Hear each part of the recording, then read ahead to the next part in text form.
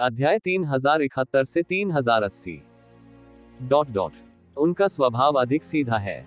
वांग के पिता के विपरीत, वांग के पिता बचपन से कुछ समय तक अपनी पैतृक भूमि पर रहे हैं और वांग परिवार के लिए उनकी भावनाएं स्वाभाविक रूप से भिन्न है। वांग जून का जन्म वांग के पिता के जीविकोपार्जन के लिए बाहर चले जाने के बाद हुआ था और वांग परिवार के लिए उनके मन में बिल्कुल भी भावना नहीं है। उनकी नजर में उन्होंने अपने सबसे कठिन समय में वांग परिवार की मदद नहीं देखी। इस समय वह याचना करने आया था क्योंकि उसने अपनी प्रतिभा और योग्यता दिखाई थी और जिस कारण से वह सहमत हुआ था वह केवल एक दूसरे का उपयोग करना था। इस रिश्ते की तुलना अंकल ये से कैसे की जा सकती है जिन्होंने उसे बड़ा होते देखा था। हालांकि वह सप्ताह के दिनों में ये जीवेन के सामने एक छोटे दुबले पतले बंदर की तरह दिखता है, लेकिन वह अपने दिल में ये जीवेन का सबसे अधिक सम्मान करता है, इसलिए कोई भी ये जीवेन के बारे में बुरा नहीं बोल सकता, बिल्कुल भी अनादर नहीं। आप राजकुमार के बेटे को उम्मीद नहीं थी कि वांग जून किसी बाहरी व्यक्ति के लिए उनके चेहरे का खंडन करेगा। वांग परिवार के 3 बुजुर्ग तुरंत बहुत बदसूरत दिखने लगे। उसके चेहरे पर पिटाई की गई। यदि यह इस तथ्य के लिए नहीं होता कि वह एक युवा पीढ़ी थी जिसे वह जीतना चाहता था, तो वह अब चला गया होता। ठीक है, ये वांग फू भी बहुत शर्मिंदा था। चलो पहले टेबल पर चलते हैं। उसने इसके बारे में कभी सोचा ही नहीं था क्योंकि आज तो बस एक सामान्य पारिवारिक रात्रि भोज था। उन्होंने कभी नहीं सोचा था कि यह इस तरह विकसित होगा। अगर बच्चा समझदार नहीं है तो भी क्या तुम नहीं हो? मैं देखना चाहता हूँ कि तुम कितने काबिल हो। वांग परिवार के 3 बुजुर्गों ने ये जीवेन को चील की आंखों जैसी आंखों से देखा। वह अब देख सकता है कि ये शीवेन के पास निश्चित रूप से उपलब्धियां हैं। अन्यथा वांग जून के अनुसार उन्हें बहुत पहले ही मध्य आयु में प्रवेश कर लेना चाहिए था। ऐसा नहीं हो सकता। हालांकि सिर्फ अपनी खेती के कारण उन्हें कुछ भी महसूस नहीं हुआ। हालांकि वांग परिवार तियानजिन शहर में कोई बड़ा परिवार नहीं है। परिवार में कई विशेषज्ञ हैं। क्या समझदारी है, क्या समझदारी नहीं है? ये जीवेन ने फीकी मुस्कान के साथ कहा। मैं यहाँ बैठने का साहस करता हूँ। स्वाभाविक रूप से मुझ में आत्मविश्वास है। मैं देखना चाहूंगा कि तुम में कितना आत्मविश्वास है। वांग परिवार के 3 बुजुर्गों ने अचानक गोली चला दी और एक पल में वे एक बड़े गैसिफिकेशन हाथ में बदल गए और उसे ये जीवेन पर पकड़ लिया। टकराना। हालांकि इस बड़े हाथ ने ये जीवेन को थपथपाया। यहाँ तक कि वांग जून के पास भी इसे रोकने का समय नहीं था, लेकिन ये सुई में तीर चलाने जैसा था। वो एक क्षण में टूट गया और अदृश्य हो गया, मानो उसका अस्तित्व ही न हो। जरा भी अतिरिक्त हवा नहीं बहती थी। ये जीवेन अभी भी पहाड़ की तरह गतिहीन है। डुलुओ महाद्वीप 3 ड्रैगन किंग की किंवदंती http://www.bigfuturesw.com/0_48/। जैसे ही तथाकथित विशेषज्ञ ने एक चाल चली, उसे पता चल गया कि क्या कोई है। वांग परिवार के 3 बुजुर्गों ने तुरंत देखा कि उनके सामने वाला व्यक्ति कोई सामान्य व्यक्ति नहीं था। स्वर्ग और पृथ्वी के बीच बहुत सारे स्वामी छिपे हुए हैं। वो हर जगह एक को छुपा नहीं सकता था। उन्होंने सोचा कि ये जीवेन एक तरह की आकस्मिक खेती थी। उनमें से अधिकांश के पास कुछ मार्शल आर्ट है, लेकिन उस प्रकार की मार्शल आर्ट औपचारिक विरासत वाली मार्शल आर्ट से बेहतर नहीं है। वास्तविक विरासत वाले मार्शल कलाकारों के सामने ढीली खेती हमेशा कमजोर होती है। ये बिल्कुल भी समान स्तर पर मौजूद नहीं है। हालांकि उन्होंने इसके बारे में नहीं सोचा।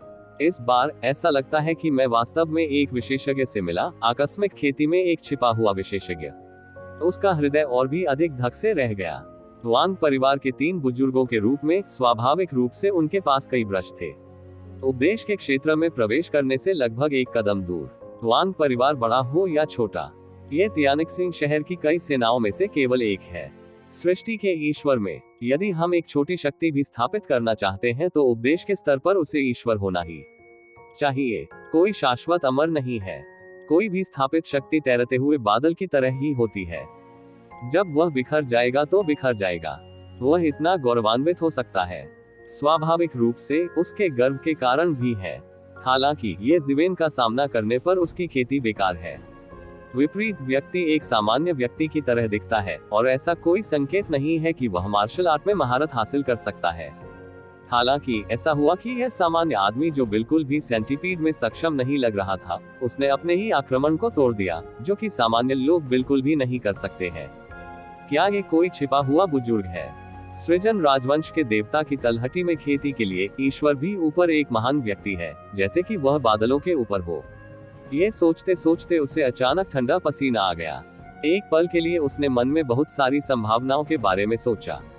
इसमें कोई आश्चर्य नहीं कि वह इतना शांत था और वांग परिवार से नहीं डरता था।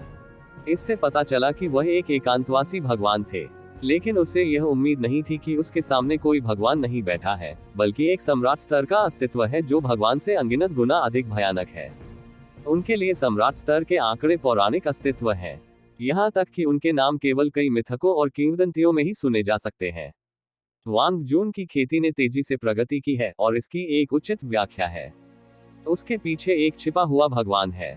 इसमें कोई आश्चर्य नहीं कि उसकी खेती कम समय में तेजी से प्रगति कर सकती है, जो कि कुछ भी नहीं है। यह दृश्य देखकर हर कोई दंग रह गया।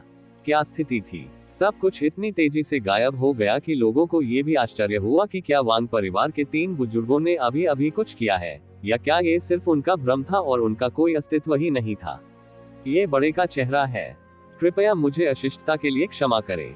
वांग परिवार के 3 बुजुर्गों ने अचानक अपना रूप बदला और जल्दी से सलाम किया और कहा। राजा के पिता और माता सदमे में थे। उन्हें नहीं पता था कि स्थिति क्या है। उनकी राय में वांग परिवार के 3 बुजुर्ग वांग परिवार में सभी उच्च और अप्राप्य थे।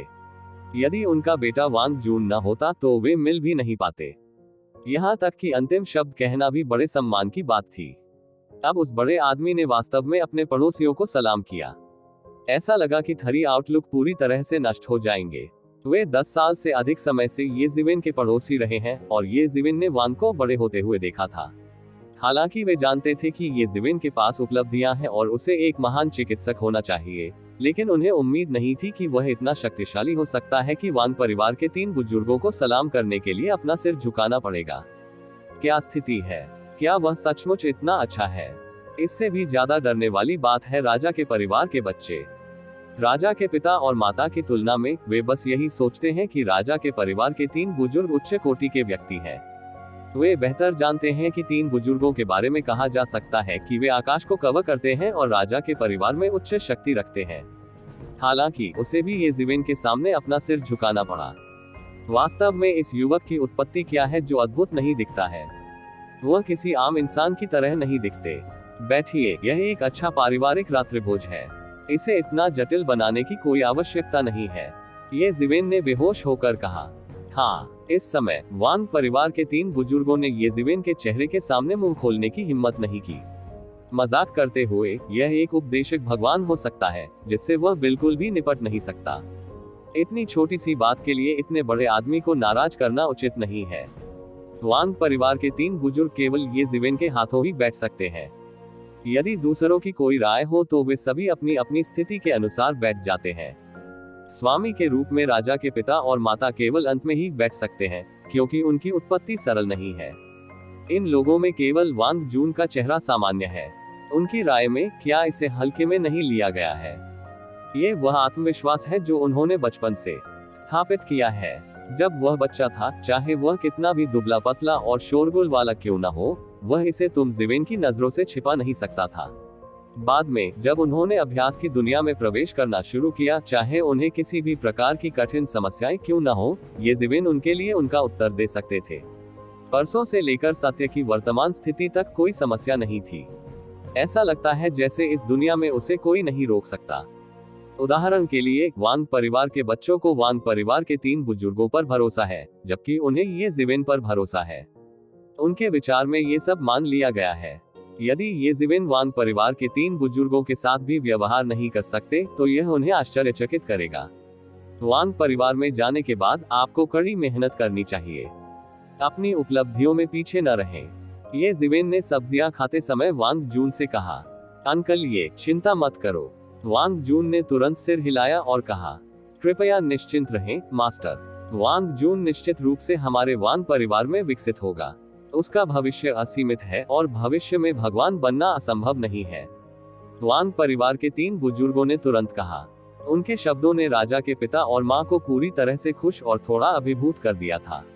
उन्होंने उपदेश दिया और देवता बन गए, जो कि वह क्षेत्र है जहां राजा के परिवार के उनके पूर्वज पहुंच सकते थे। अप्रत्याशित रूप से एक दिन उनका बेटा उस मुकाम तक पहुंच सका।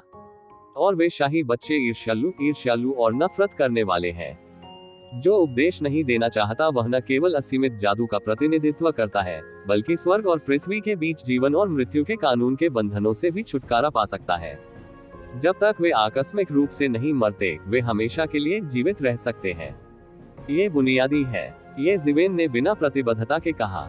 कार्य करने से पहले 2 बार सोचें, लेकिन एक बार निर्णय लेने के बाद उस पर पछतावा न करें। आसानी से मुसीबत में न पड़ें और चीजों से डरें नहीं, ठीक है? हाँ, वांग जून ने सिर हिलाया। ये ज़िवेन दिल से एक शिक्षक और पिता की तरह थे। वह तो ज़िवेन के शब्दों को हमेशा अतिरिक्त ध्यान से याद रखेगा। क्या वह बुनियादी है? वांग परिवार के 3 बुजुर्ग ये ज़िवेन को देखकर दंग रह गए। यही उनकी आजीवन खोज थी। अगर वह सचमुच इस पद पर खड़ा भी होता तो भी उसने ये कदम उठाने की हिम्मत नहीं की। ये ज़िवेन की उत्पत्ति वास्तव में क्या है? उसके अंतर्ज्ञान ने उसे बताया कि वह एक महान व्यक्ति को जानता था, एक अलग दुनिया जिसकी वह बिल्कुल भी कल्पना नहीं कर सकता था। अचानक तू ज़िवेन, जो मूल रूप से उदासीन था, ने अचानक अपना चेहरा बदल लिया और तुरंत गायब हो गया। जब वह दोबारा प्रकट हुआ तो वह पहले ही वांग परिवार के प्रांगण में प्रकट हो चुका था। ये ज़िवेन की आकृति टिमटिमा रही थी। जब वह दोबारा प्रकट हुआ तो वह पहले से ही वांग परिवार के छोटे से आंगन में था। बाकी लोग ठीक थे। हालांकि राजा के पिता और माँ को पता था कि तू ज़िवेन को एक कृषक होना चाहिए, लेकिन यह उनके लिए पहली बार था कि तू ज़िवेन को अपनी जादुई शक्ति दिखाते हुए और एक पल में गायब हो गए, जिससे वे अभी भी स्तब्ध महसूस कर रहे थे। एक साधारण पड़ोसी की तरह। हालांकि वह हमेशा सुनता था कि वह अमीर है, लेकिन एक बार में ही फरारी चलाकर वह चौंक गया। बाकी लोग हैरान थे, इसलिए नहीं कि तुम ज़िवेन गायब हो गए, बल्कि इसलिए क्योंकि तुम ज़िवेन उनके सामने गायब हो गए और उन्हें इसका बिल्कुल भी एहसास नहीं हुआ। ये बहुत तेज था। क्या ये जगह तोड़ रहा है? वांग परिवार के 3 बुजुर्ग सदमे में थे। सृष्टि के देव वंश में स्थान अत्यंत ठोस है। यहाँ तक कि देवता भी अंतरिक्ष को नहीं तोड़ सकते। ईश्वर शक्तिशाली है या नहीं, क्षेत्र के अतिरिक्त वह अंतरिक्ष का चीरहरण कर सकता है या नहीं, ये भी एक बहुत महत्वपूर्ण सूचक है। लेकिन जल्द ही उन सभी ने प्रतिक्रिया व्यक्त की, छोटे से आंगन से बाहर निकले और ऊपर देखा। हालांकि उनकी आंखों में अभी भी नीला आकाश था और कोई बादल नहीं थे। बुजुर्ग, क्या बात है? वांग परिवार के 3 बुजुर्गों ने ध्यान से पूछा। स्वाभाविक रूप से वो कुछ भी नहीं देख सका, लेकिन ये कहना हास्यास्पद है कि ये ज़िवेन का तुरंत गायब होना सूरज का आनंद लेने के लिए है। यहाँ तक कि एक उबाऊ बुजुर्ग भी इतना उबाऊ नहीं होगा। यहाँ तक कि वांग परिवार के 3 बुजुर्ग भी कुछ नहीं देख सकते, दूसरों की तो बात ही छोड़िए। उन्हें कोई फर्क नजर ही नहीं आता, उन्हें कुछ महसूस भी नहीं हो पाता। वे बस ये ज़िवेन को देखते हैं और आकाश की ओर देखते हैं। वे एक साथ देखने में मदद नहीं कर सकते। क्यों के लिए? जो कुछ भी ये ज़िवेन प्रतिष्ठित दिख रहे थे, उसकी आंखें बहुत दूर थी, मानो वह एक ही पल में पूरा आकाश देख सकता हो। यहाँ तक कि तियानिक्सिंग शहर की कई बाधाएं भी उसकी दृष्टि को नहीं रोक सकी। उनकी आंखें दुनिया की किसी भी दैवीय शक्ति से कहीं अधिक शक्तिशाली हैं। ये ज़िवेन की नजर में आकाश की परतों में अनेक छोटे छोटे संसार और स्थान हैं। हालांकि वे परतों से बंधे हुए हैं, फिर भी वे उसके सामने कोई रहस्य नहीं है। आगे अनंत आकाश की गहराई में ये ज़िवेन के सामने एक बड़ी दरार दिखाई दी। पता नहीं कितने मील दूर था। कोई आश्चर्य नहीं कि वांग परिवार के 3 बुजुर्गों की खेती में कोई अंतर नहीं था। हालांकि अपने स्तर के उस्ताद के लिए ये परिवर्तन लगभग वैसा ही है जैसे कोई उसके कान में बड़ा ढोल बजा रहा हो। बूम किसी भी राज्य के लोगों को जगाएगा। वह विशाल दरार दसियों हजार मील लंबी है। सूरज की रोशनी की अनंत किरणें उसमें से निकल रही थी और मौत का काला कोहरा उसमें से निकल रहा था। कभी कभी आप किसी विशाल प्राणी को स्केल कैच पकड़ते हुए देख सकते हैं। यहाँ तक कि तुम ज़िवेन ने एक विशाल भयंकर जानवर का सिर देखा, जो आकाश के पंखों की तरह हजारों मील बड़ा है, और उसमें से एक भयानक प्राचीन क्रूर गंध निकली। प्राचीन आउटलैंड जीव। इस दृश्य को देखने के बाद राव ये ज़िवेन की वर्तमान खेती पर आधारित है। मैं एयर कंडीशनिंग का आनंद लेने से खुद को नहीं रोक सका। वास्तव में सृष्टि के ईश्वर में, यद्यपि एकीकरण सृष्टि के ईश्वर के बाहर जैविक शहर के बाहर के प्राणियों का होगा, ये वास्तव में अलग है। जो लोग बहुत समय पहले सृष्टि के देवता के संस्थापकों से लड़े थे, उन्हें प्राचीन आउटलैंड प्राणी कहा जाता है, और वे आउटलैंड प्राणियों में सर्वश्रेष्ठ हैं। यह अत्यंत शक्तिशाली है और सम्राट से प्रतिस्पर्धा कर सकता है तथा भोजन के रूप में सभी जातीय समूहों को लूट सकता है। थोड़ी देर के लिए क्रूर। इनमें से कई आउटलैंड प्राणियों में अब प्राचीन आउटलैंड प्राणियों का खून है। हालांकि वे भी भयंकर हैं, फिर भी उनकी तुलना उन प्राचीन आउटलैंड प्राणियों से नहीं की जा सकती। केवल वे प्राचीन आउटलैंड जीव ही कई वर्षों से गायब हैं। आखिरकार अधिकांश आउटलैंड जीव अभी भी मरने वाले हैं, चाहे वे कितने भी शक्तिशाली क्यों न हो। केवल कुछ पूर्वज ही जीवित रह सकते हैं जिन्होंने अपनी सड़कें काटकर खेती के नियमों में बदल दी, और दरार न जाने कहां ले गई। वहां शक्तिशाली प्राचीन आउटलैंड जीव अपने सिर बाहर निकाले हुए थे। ये नजारा वो देखते ही रह गए। ये जिवेन ने महसूस किया कि लगभग उसी समय स्टार सिटी में एक शक्तिशाली सांस आकाश में बह गई, और वही आत्मा हजारों मील दूर विशाल दरारों में बह गई। इस दुर्घटना से शहर में छिपे हुए सम्राट भी चिंतित हो गए, क्योंकि इस दरार से निकलने वाले कानून और यहाँ तक कि स्वर्ग और पृथ्वी के बीच के कानून भी एक पल में कुछ हद तक बदल गए थे। भावी सम्राट के लिए यह बहुत स्पष्ट नहीं हो सकता है, लेकिन सम्राट के लिए ये सभी दुर्घटनाएं स्पष्ट रूप से ज्ञात होती हैं। आप तुरंत बदलाव महसूस कर सकते हैं। ये जिवेन ये सोचने में सक्षम थे कि जल्द ही एक महान परिवर्तन होगा, जो अनिवार्य रूप से सृजन राजवंश के कई सम्राटों और आउटलैंड के कई सम्राटों की आंखों को प्रभावित करेगा। अब उनकी अपनी ताई जुयुआनगोली का शोधन समाप्त हो गया है। ये लगभग पूरा हो जाना चाहिए। शायद अभी भी समय है। ये ठीक है, ये ठीक है। लंबे समय तक ये जिवेन ने आखिरकार अपनी आंखें वापस ले ली और वांग परिवार में लौट आए। उन्होंने ज्यादा कुछ नहीं बताया। इस मामले को समझाना बेकार है। जिन्हें पता होना चाहिए वे जान लेंगे, और जो नहीं जानते वे किसी काम के नहीं रहेंगे। ये जिवेन ने यह नहीं कहा कि दूसरों में स्वाभाविक रूप से पूछने का साहस नहीं था, लेकिन हर कोई महसूस कर सकता है कि ये जिवेन पहले कितनी प्रतिष्ठित दिखती थी। जाहिर है ये कोई छोटी बात नहीं होगी। जब आप वांग के घर पहुंचे तो आपको अच्छी तरह से अभ्यास करना चाहिए, विशेष रूप से तलवारबाजी का अभ्यास। आपको इसे कम नहीं करना चाहिए, ये जिवेन ने कहा। मैं देख रहा हूँ अंकल, ये वांग जून ने सिर हिलाया। ये जिवेन संतुष्ट है। वांग जून कोई पारंपरिक खेती प्रतिभा नहीं है, एकमात्र प्रतिभा केंडो है। इसलिए ये जिवेन उसे दफनाने वाली तलवार का फॉर्मूला सिखाएंगे। यदि वह दफन तलवार फॉर्मूले की खेती करता है तो वह भविष्य में केवल वह डिग्री हासिल करेगा। ठीक है, मैंने ये खाना लगभग खा लिया है। मुझे पहले कुछ वापस जाना है। ये जिवेन जल्दी से नहीं भागा, बल्कि जाने से पहले उसने तब तक इंतजार किया जब तक कि उसका शराब और भोजन से पेट भर नहीं गया। जब ये जिवेन चले गए तो वांग परिवार के 3 बुजुर्गों का रुकने का कोई इरादा नहीं था। वांग जून परिवार को अलविदा कहने के बाद वे वांग परिवार के शिष्यों को ले गए और वांग परिवार की दिशा में उड़ान भरने लगे। स्वाभाविक रूप से वह नहीं जानता था कि तुम जिवेन ने क्या देखा। हालांकि उनके लिए जो वास्तव में मायने रखता था वह ये था कि वांग जून के पास अचानक एक ईश्वरीय स्तर का शिक्षक था। वांग परिवार के लिए वह नहीं जानता था कि यह अच्छी बात थी या बुरी बात। आपको इसकी सूचना पहले से देनी होगी। वांग परिवार की पैतृक भूमि एक गुप्त कमरे में है। वांग परिवार का बुजुर्ग एक अधेड़ उम्र के व्यक्ति के सामने बैठा था।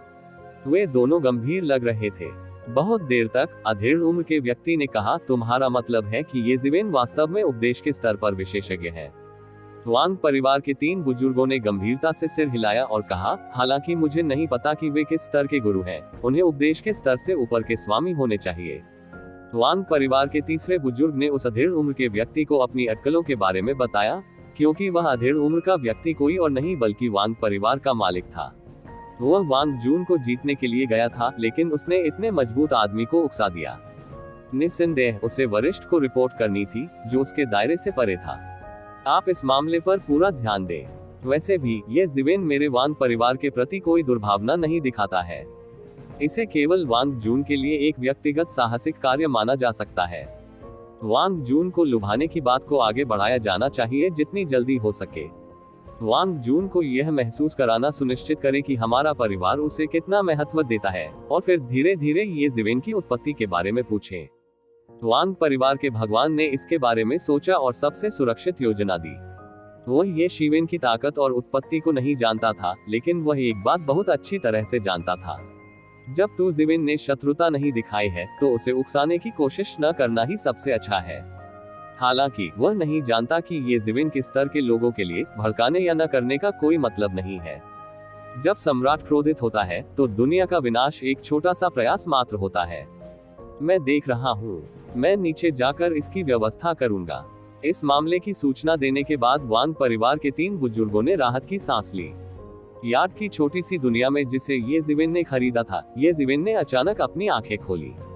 उसके सामने जलती हुई तिपाई से गोलियों की खुशबू फूटने लगी, जो रंग बिरंगी चमक में बदल गई। सामान्य अभ्यासियों के लिए इन अमृतों का भी जादुई प्रभाव होता है। यदि सामान्य मनुष्य एक घूंट पी ले तो उनकी सिद्धियां देवताओं से भी तुलनीय हो सकती है। जब तक वे अपनी भावनाओं पर कायम रह सकते हैं और देवता बन सकते हैं, ये बिल्कुल भी मुश्किल नहीं है। ये ताई जुयुआन गोली का प्रभाव है। यदि ऐसा नहीं है तो इससे दांती जैसे कई सम्राटों की प्रतिस्पर्धा नहीं होगी। ये जिवेन के हाथ की हथेली में हल्के से इशारे से डैन डिंग का ढक्कन अपने आप उड़ गया और धुंध का विस्फोट और अधिक समृद्ध हो गया, लगभग परत दर परत क्रिस्टल में बदल गया। और इसमें एक दिव्य गोली अचानक पूरे आकाश में धुंधली धुंध बनाना चाहती है, आध्यात्मिकता में बदलना चाहती है और डैन डिंग से बचना चाहती है। तुम जिवेन उसे तुरंत बड़ा हाथ बढ़ाने और इस दिव्य गोली पर बनी छोटी सी आत्मा को नष्ट करने का अवसर कैसे दे सकते थे? यदि इस ताई जुयुआन गोली की भावना उसे बड़ा होने की अनुमति देती है तो सम्राट के बराबर एक और दानव पूर्वज के अस्तित्व में आने में 10 लाख साल नहीं लगेंगे। ताई जुयुआन गोली में दवा इतनी शक्तिशाली है कि लगभग उसी समय इसका उत्पादन होता है। ये पूरे आकाश में नियमों की अभिव्यक्ति का कारण बनेगी। यदि ये जिवेन की अपनी छोटी सी दुनिया में नहीं है तो ये तुरंत अनगिनत लोगों का ध्यान आकर्षित करेगा। अंत में ये जिवेन ने चेहरे पर मुस्कान के साथ अपनी आंखें खोली। उसने युवानशेन की उस बुद्धिमानी से सीखा था कि तूफान समुद्र की गहराई में परिवर्तन से तूफान आ सकता है और उससे पहले उसे तैयार रहना होगा। ये सोचते हुए तू जिवेन ने इस ताई जुयुआन गोली को निगल लिया और तुरंत इसे सभी भागों और हड्डियों में अनंत शक्ति में बदल दिया। ये जिवेन के वर्तमान कौशल को शक्ति के निर्माण में भाग लेने के रूप में वर्णित किया जा सकता है। शरीर दूसरे ब्रह्मांड की तरह है। हालांकि फिर भी इस ताई जुयुआन गोली ने थोड़े ही समय में उसके पूरे शरीर की जगह भर दी, जैसे विशाल आकाश ये जिवेन के अंगों और हड्डियों को धो रहा था। ये बल इतना विशाल है कि ये शिवेन को इसे सावधानीपूर्वक नियंत्रित करना होगा। मूल रूप से 5वें क्षेत्र को प्रभावित करने के लिए उसे दिन ब दिन और साल दर साल 5वें क्षेत्र की बाधा को पार करना पड़ता था। अपने विशाल कौशल के कारण वह केवल पानी और पत्थर से गुजरने की इस विधि का उपयोग कर सकता है, लेकिन अब यह अलग है। ताई जुयुआन गोली निगलने के बाद अंतहीन शक्ति एक बढ़ती नदी की तरह थी, एक के बाद एक लहरें उठ रही थी और 5वें क्षेत्र के दायरे को पागलपन से प्रभावित करना शुरू कर दिया।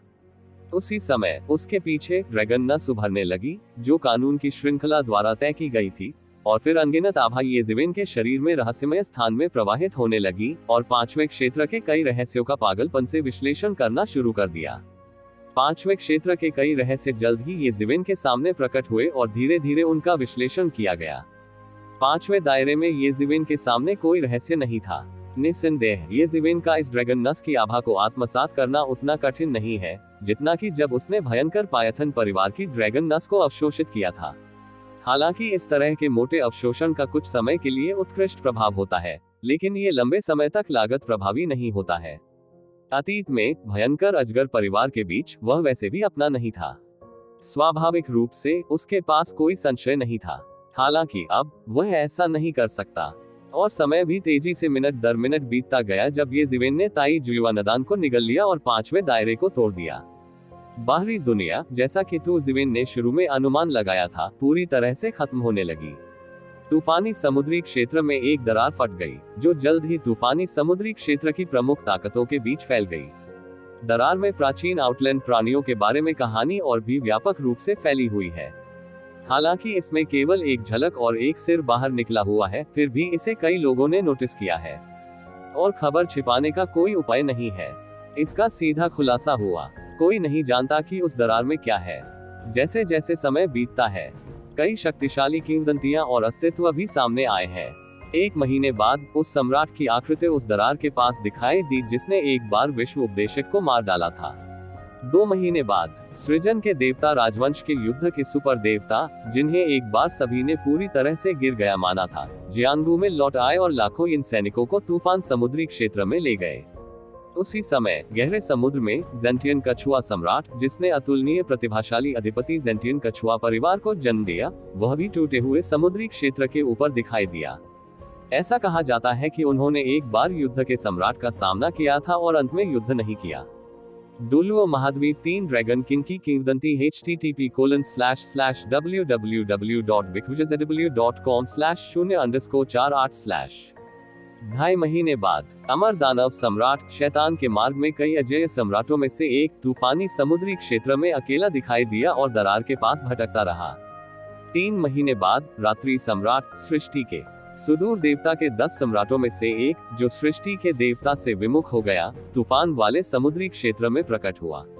यह एक अजेय शख्सियत है जो पूरी दुनिया में मशहूर है या होती थी। यहाँ तक कि कई पुरानी प्राचीन वस्तुएं भी हैं जिनके बारे में माना जाता है कि वे यहाँ रखी हुई थी। इसी दरार की वजह से ये सभी सबके सामने आ जाते हैं। ये कोई साधारण सम्राट भी नहीं है, बल्कि कई सम्राटों में प्रथम स्थान पाने वाले सर्वोच्च प्राणी है। कुछ लोग कहते हैं कि उनमें से कुछ वास्तव में स्वर्ग के दायरे में प्रवेश कर चुके हैं, दूसरे कहते हैं अभी नहीं। लेकिन यह निर्विवाद है कि वे वैसे भी इस दुनिया में सबसे मजबूत लोगों में से एक हैं।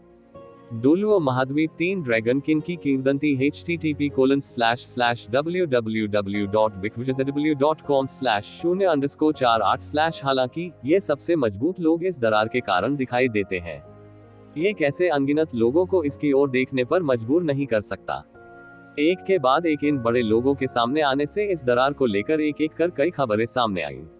लेकिन पता चला कि इस दरार में कहीं और नहीं, बल्कि सम्राट पेन का पेंटियन महल था, जिसने अनगिनत वर्षों तक समुद्र में तूफान का नेतृत्व किया था। चूंकि सम्राट पेन का समय बहुत दूर है, बहुत से लोगों ने सम्राट पेन के अस्तित्व के बारे में भी नहीं सुना है। लेकिन जैसे ही उस धूल भरे इतिहास को पलटना शुरू हुआ, सभी लोगों को पता चला कि यह विज्ञान की तरह एक भयानक अस्तित्व था। सम्राट पेन का सार क्या है, कोई नहीं जानता, केवल इतना कि वह आरंभ से ही सबके सामने प्रकट हुआ। ये पहले से ही सम्राट स्तर के प्राणियों का अस्तित्व है, जो अत्यंत भयानक है। बाद में उन्होंने कई वर्षों तक संघर्ष किया और अंततः तूफान समुद्री क्षेत्र को एकीकृत किया, ताकि तूफान समुद्री क्षेत्र में अनगिनत जातियों ने उनके उपयोग के लिए उनकी सीट पर आत्मसमर्पण कर दिया। डोलुओ महाद्वीप 3 ड्रैगन किंग की किंवदंती http://www.wikwikiww.com/0_48/ उस अवधि के दौरान तूफानी समुद्री क्षेत्र बेहद मजबूत था, और यहाँ तक कि पूर्वी क्षेत्रों के साथ बार बार लड़ाई हुई। एक बार ऊपरी हाथ हासिल कर लिया, जिससे भाग्य के देवता कांप गए। उस समय तूफान समुद्री क्षेत्र और सृष्टि के देवता अनगिनत मौतों और चोटों के साथ लगातार एक दूसरे के खिलाफ लड़ते रहे। ऐसी लड़ाई अनगिनत वर्षों तक चली, जब तक कि पेन सम्राट जून को आखिरी गढ़ पेन तियांगोंग से नहीं हराया गया। तब से पेन सम्राट जून की नब्ज अंततः जनता की दृष्टि से गायब हो गई। उस युद्ध में पेन तियांगोंग अंततः पेन सम्राट जून की हार के साथ गायब हो गया। अप्रत्याशित रूप से अनगिनत वर्षों के बाद पेन तियांगोंग फिर से सबके सामने आया। इसमें कोई आश्चर्य नहीं कि सम्राट को मारना और सम्राट से लड़ना भी हवा से प्रेरित हो जाएगा। एक बार अजेय अस्तित्व द्वारा छोड़े गए पेंटियन महल की कोई परवाह कैसे कर सकता है। जैसे जैसे अधिक से अधिक जानकारी का खुलासा होता है, अधिक से अधिक लोग पेन तियांगोंग की लालसा करने लगते हैं। हालांकि यह विचार बहुत खतरनाक है, लेकिन एक बार जब ये सफल हो गया, तो इसमें कोई संदेह नहीं है कि एक झटके में स्वर्ग चढ़ना लगभग तय है। धन और खतरे में खोजते हुए बाघ की मांद में गए बिना आपको बाघ का बेटा नहीं मिल सकता। ऐसी चीज की कमी स्वर्ग के असंख्य संसारों में नहीं है, बल्कि सृष्टि के ईश्वर में भी है। जैसे जैसे इस दरार में पेंटियन महल के बारे में खबर धीरे धीरे फैलती गई, उसके साथ सृजन और बाहरी इलाके के देवता के अनगिनत विशेषज्ञ भी शामिल हो गए। कई लोगों को तो आग्रह करने की जरूरत ही नहीं पड़ी, उन्हें आकर्षित करने के लिए पेंटियन महल ही काफी था। आउटलैंड और सृष्टि के देवता कई वर्षों से लड़ रहे हैं। विस्तृत विभाजन के बिना वे स्वाभाविक रूप से 2 खेमों में विभाजित हैं। वे इस दरार के चारों ओर पागलों की तरह लड़ने लगते हैं। मूल रूप से गहरी नाराजगी वाले दोनों पक्षों ने सीधे तौर पर एक दूसरे के खिलाफ लड़ाई लड़ी है। लड़ाई धीरे धीरे बढ़ने के साथ साथ देवताओं के बीच की लड़ाई से शुरू होकर सम्राटों के बीच की लड़ाई तक पहुंच गई है। इसके अलावा अधिक से अधिक प्रसिद्ध सम्राट या गहरे समुद्र में छिपे सम्राट स्तर के पुराने राक्षस एक के बाद एक करके नहीं, बल्कि सम्राटों के समूह प्रकट हुए हैं। लड़ाई का नतीजा तियानजिंग शहर तक भी फैल गया है। तियानक्सिंग शहर, जो मूल रूप से तूफान के खिलाफ लड़ाई की अग्रिम पंक्ति में था, अधिक से अधिक गंभीर होता जा रहा है। यहाँ तक कि दोनों पक्षों के बीच टकराव तियानजिंग शहर तक फैल गया है। तियानक्सिंग शहर, जिसकी समय समय पर कुछ आउटलैंड प्राणियों द्वारा जासूसी की जाती रही है, इस अवधि के दौरान लगातार घेराबंदी में है। हालांकि शाही प्राणियों के बीच लड़ाई नहीं हुई है, लेकिन इसने पूरे तियानक्सिंग शहर को रक्त प्रवाह और तैरने से भर दिया है। तियानक्सिंग शहर के निवासियों के लिए, हालांकि वे लड़ने के आदी हैं, दो शिविरों के बीच इतने बड़े पैमाने पर टकराव अभी भी पूरे तियानक्सिंग शहर को छाया में डाल देता है। ऐसा टकराव समय के साथ पलक झपकते ही पूरा एक दशक बीत गया। दरार को लेकर और भी खबरें आने लगी। हालांकि दोनों खेमों के बीच टकराव के कारण कोई भी पक्ष दरार में प्रवेश नहीं कर सका। आउटलैंड प्राणियों का दावा है कि पेंटियन महल पर स्वाभाविक रूप से उनका अधिकार है, क्योंकि पेंटियन महल उनके आउटलैंड प्राणियों का है। हालांकि सृष्टि का ईश्वर ऐसा नहीं सोचता। पेंटियन महल में हुई आखिरी लड़ाई में मुझे नहीं पता कि सृजन के देवता के कितने गदाई स्वामी दफनाए गए थे। ऐसा कैसे हो सकता है कि आउटलैंड जीव पेंटियन महल को छीन ले गए। इसके अलावा पेंटियन महल अपने आप में एक बहुत शक्तिशाली आतंकवादी जादुई हथियार है। सृष्टि के देवता के लिए आउटलैंड प्राणियों के हाथों में पड़ना असंभव है। आखिर में किस तरह का बयान बेकार है। अंततः यह इस पर निर्भर करता है कि मुट्ठी में कौन मजबूत है। इन 10 वर्षों में दोनों पक्षों के अधिक से अधिक विशेषज्ञ एकत्र हुए। यहाँ तक कि नौवे क्षेत्र के अस्तित्व और युद्ध के सम्राट ने भी गोली मार दी है। हालांकि फिर भी वे अभी भी वास्तव में युद्ध की स्थिति का निर्धारण नहीं कर सकते हैं। स्थिति बदतर दिशा में विकसित हो रही है। विशेष रूप से सृष्टि के देवता या आउटलैंड प्राणियों के शिविरों को दिग्गज कहा जा सकता है। एक बार जब शिविरों के बीच लड़ाई छिड़ गई, तो मुझे डर है कि सम्राट भी टुकड़ों में गिर जाएगा। भले ही दोनों पक्षों के नेता सापेक्ष संयम दिखाएं, जब दोनों पक्षों के बीच आग अधिक से अधिक गंभीर हो जाती है, तो युद्ध आसन है और तेजी से एक संभावना बन जाती है। ये जिवेन द्वारा खरीदा गया छोटा यार्ड 10 साल या 10 साल पहले नहीं बदला है। ये जिवेन का अवतार अभी भी पेड़ के नीचे पड़ा जा रहा है। आसपास की गलियों के पड़ोसी लंबे समय से इसके आदी रहे हैं, इसलिए ये जिवेन लगभग 30 वर्षों से यहाँ आ रहे हैं। सामान्य मनुष्यों के लिए यह एक पीढ़ी है। अब सामान्य लोगों ने भी सुना है कि ये जिवेन एक शक्तिशाली अभ्यासी है। यहाँ तक कि बहुत से लोग ये शिवेन को एक शिक्षक के रूप में पूजना चाहते हैं। आखिरकार वांग जून का एक उदाहरण है। ये जिवेन का मार्गदर्शन प्राप्त करने के बाद वांग जून ने हर तरह से तेजी से प्रगति की है। पिछले 10 वर्षों में वह संप्रदाय में उभरे हैं और यहाँ तक कि वांग परिवार में भी एक बड़ा नाम बनाया है। और यह सब हरे लिबास में एक महत्वहीन प्रतीत होने वाले युवक से आता है। वे प्रभावित हुए बिना नहीं रह सकते। यदि वे एक शिक्षक के रूप में ये जिवेन को हरा सकते हैं, तो उनका जीवन बदल सकता है। हालांकि ये जिवेन ने कई साल पहले वांग जून को छोड़कर किसी को भी निर्देश नहीं दिया था। उसके लिए शायद ये भाग्य था और वह मूड में नहीं था। इस दिन शांत आंगन में मेहमान आए। इस दिन लोगों का एक समूह ये जिवेन के छोटे से आंगन में दिखाई दिया। नेता कोई और नहीं बल्कि बुजुर्ग चेन थे, जिन्होंने कई सालों से एक दूसरे को नहीं देखा था। पिछले कुछ वर्षों में तियानशान गठबंधन में एल्डर चेन का विकास सुचारू रहा है, विशेष रूप से 20 साल से अधिक पहले ये जिवेन के साथ लेन देन। सेकेंडरी ड्रैगन वेन लेवल लेन देन की अवधारणा क्या है? यदि यह ठीक से चले तो हवा से एक सुपर शिक्षा स्थापित करना भी संभव है। सम्राट स्तर के तियानशान गठबंधन के कई सर्वोच्च बुजुर्गों ने अपने जीवन में कभी इतना बड़ा सौदा नहीं किया है। सम्राट का शरीर सड़क पर पड़ी गोभी नहीं है और किसी भी समय उससे मुलाकात हो सकती है। तियानशान गठबंधन के वित्तीय और भौतिक संसाधनों के साथ भी ये सामान्य है कि हजारों वर्षों तक एक शाही प्राणी की लाश को प्राप्त करना मुश्किल है, एक बार में कई सम्राटों की लाशों को तो छोड़ ही दें। जब तक सृष्टि और बाह्यलोक के देवता के दो खेमों के बीच युद्ध नहीं होता, ये संभव है, और उस समय विभाजन में भाग लेने वाली अनगिनत ताकतें होंगी। वे महाधर्म अपने धर्म के उच्च पदधारी व्यक्तियों को दूसरों के हाथ में भी नहीं पड़ने देंगे। डुलुओ महाद्वीप 3 ड्रैगन किंग की किंवदंती http://www.bigwizardw.com/0_48/। इस वजह से तियानशान गठबंधन में इस लेन देन तक पहुंचने वाले बड़े चेन की स्थिति बहुत बढ़ गई है। तियानक्सिंग सिटी शाखा के एक बुजुर्ग के रूप में उन्हें भाग्यशाली माना जा सकता है। हालांकि फिर भी उन्हें अभी भी अपनी क्षमता के अनुसार नेतृत्व करना था। वह दबंग नहीं लग रहे थे। निस्संदेह उसने ये जिवेन के सामने कोई दबंग मुद्रा अपनाने की हिम्मत नहीं की। दूसरे लोग उसे नहीं जानते, लेकिन वह अभी तक ये नहीं जानता। यह एक भयानक अस्तित्व है कि एक व्यक्ति कई सम्राट स्तर के विशेषज्ञों की हत्या कर देता है। ऐसे लोग चीखते ही उन्हें मौत के घाट उतार सकते हैं। उसके पीछे 2 असाधारण व्यक्तित्व वाले व्यक्ति थे, जिनमें से पहला एक अधेड़ उम्र का व्यक्ति था। कपड़े शानदार और गहनों से भरे हुए हैं, यहाँ तक कि उसके शरीर पर कपड़े भी छद्म ताओवादी उपकरणों के स्तर के हैं, और उसे पहचाने जाने की कोई परवाह नहीं है। धन का बड़ा मूल्य है। अधेड़ उम्र के व्यक्ति के बगल में नीले कपड़े पहने एक युवक बैठा था। आदमी के लंबे एम्बर बाल हैं, लेकिन उसकी आंखें हरी हैं। प्रत्येक आंख में 2 पुतलियां होती हैं और भारी पुतलियों में एक अजीब सी रोशनी होती है। मैंने सम्राट वू को देखा है। एल्डर चेन अंदर आए और सबसे पहले नमस्ते कहा। ये जिवेन ने किताब पकड़ी और देखा कि बड़े चेन ने बस थोड़ा सा सिर हिलाया और फिर अपने पीछे 2 लोगों की ओर देखा। प्रतिष्ठित अतिथि दरवाजे पर आते हैं और शानदार उपस्थिति दर्ज कराते हैं। ये जिवेन के होठों पर मुस्कान थी। भगवान वो, मैं आपका परिचय करा दूं। ये हमारे तियानशान गठबंधन के सर्वोच्च बुजुर्ग और गोल्डन सिकाडा सम्राट हैं। बुजुर्ग चेन ने अधेड़ उम्र के आदमी की ओर इशारा किया और कहा। फिर उन्होंने हरे वस्त्रधारी युवक की ओर इशारा करते हुए कहा, ये हरे रंग की पुतली सम्राट है। 2 वयस्क, ये सम्राट वो है। एल्डर चेन ने व्यवस्थित परिचय देते हुए कहा।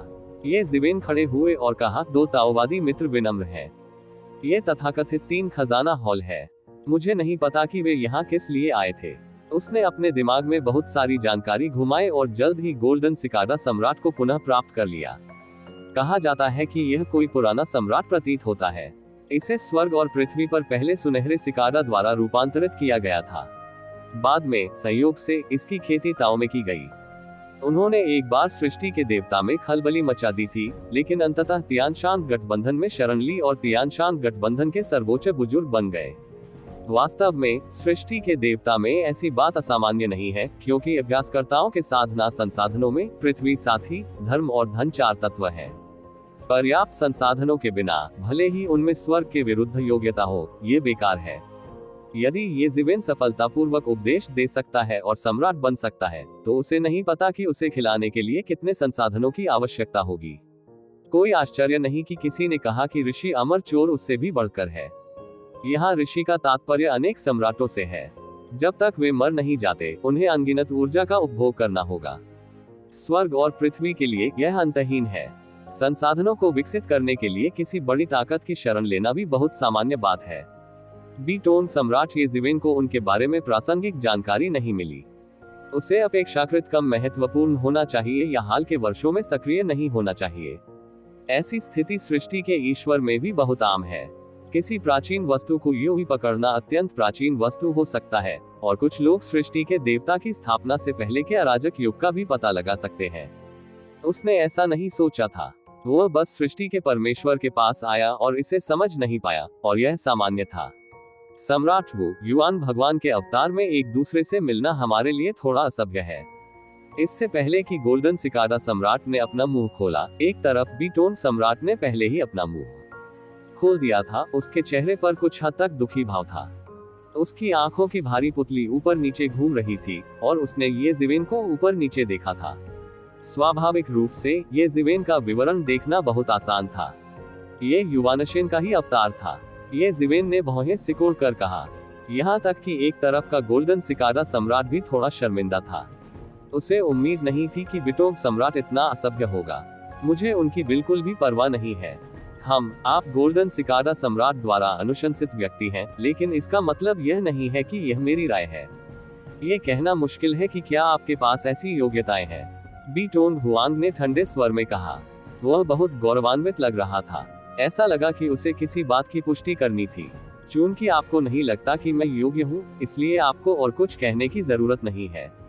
बस आप ही चले जाए। ये जिवेन ने अपनी पलकें भी नहीं उठाई और पढ़ना जारी रखा। बिटोग सम्राट के दिल में अकेलेपन की तुलना में ये जिवेन बेहद उदासीन थे। बीटोन हुआंग को उम्मीद नहीं थी कि कोई उस पर हमला करने की हिम्मत करेगा। भले ही दूसरा पक्ष भी सम्राट हो, उसने कभी इन लोगों को अपनी आंखों से नहीं देखा था। ज्यादा बात करने से कोई फायदा नहीं। कृपया वापस जाएं, ये जिवेन ने ठंडे स्वर में कहा। अब गोल्डन सिकाडा सम्राट ने भी बिटोग सम्राट को गुस्से से देखा। उसने बड़े चेन को ये जिवेन के मामले का जिक्र करते हुए सुना। उस तरह का व्यक्ति कोई आम आदमी नहीं है। उसे आमंत्रित करने के लिए बहुत बड़ी मानवीय कृपा और कीमत चुकानी पड़ेगी। अपना मुंह खोलने से पहले बिटोग सम्राट ने लोगों को नाराज कर दिया। भविष्य में हमें और क्या कहना चाहिए? भगवान वो, अपना क्रोध रोके, अपना क्रोध रोके।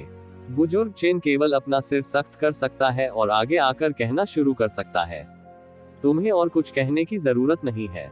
मेरा इरादा तुम्हारे साथ बिल्कुल भी सहयोग करने का नहीं है। ये जिवेन ने उदासीनता से कहा। तुम्हें तियांदाओ संप्रदाय चाहता है।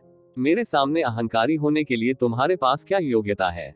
इस समय बीटोन हुआंग ने अंततः कागज की आखिरी परत को छेद दिया। जब तक ये खबर बाहर आती है, क्या आपको लगता है कि आप बिना शर्मिंदगी के बच सकते हैं? क्या आप मुझे धमका रहे हैं? ये जिवेन अचानक बिटोग सम्राट की दिशा में देखते हुए एक तेज तलवार की तरह उसकी आंखों में फूट पड़ा। धमकी भी नहीं, मैं बस चाहता हूँ कि आप अपनी स्थिति पहचाने। आज हम आपके पास आए हैं, यह आपका सर्वोच्च सम्मान है। मुझे आशा है कि आप इसे पहचानेंगे। बीटोन हुआंग हुन ने लापरवाही से कहा। उनकी राय में एक साधारण ये जिवेन क्या कर सकता है? जब तक खबर सामने आती है, तुम जिवेन के लिए आकाश और पृथ्वी पर कोई जगह नहीं है। ऐसा वांछित अपराधी अकड़कर उसके सामने अपना चेहरा फेंकने का साहस करता है।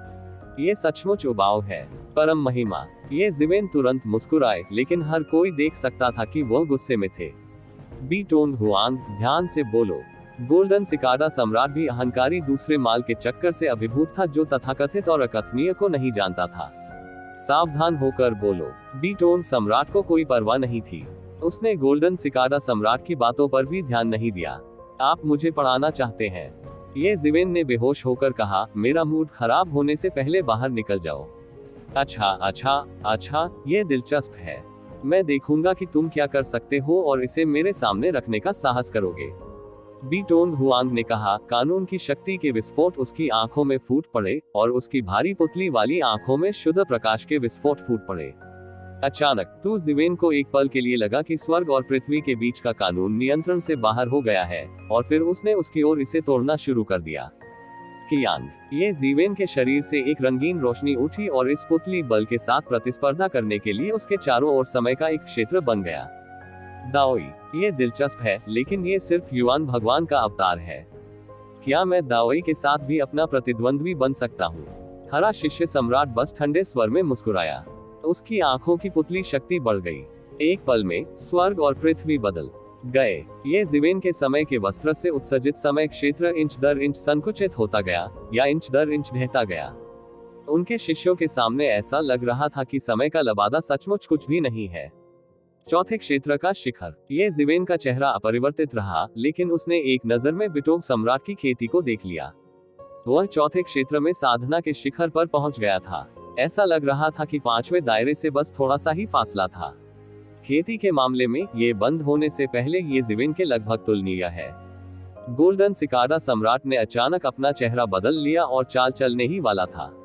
हालांकि इस समय शून्य में एक बहुत ही सम्मानजनक ठंडी चीख थी। तुम्हारी मेरे अवतार पर गोली चलाने की हिम्मत कैसे हुई? ये राजसी आवाज अचानक एक बड़े एल्वी होंगजोंग की तरह लग रही थी, जिसने लोगों के दिलों को पूरी तरह से बपतिस्मा दिया और एवेन्यू पर एक और समझ पैदा की।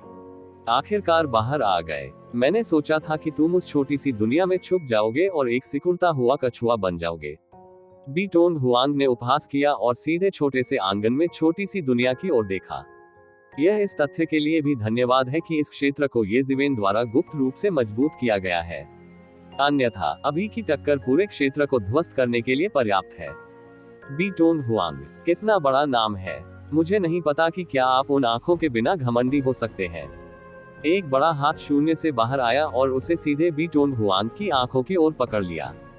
एक बड़ा हाथ शून्य से बाहर आया और उसे सीधे बीटोन हुआंग की आंखों की ओर पकड़ लिया।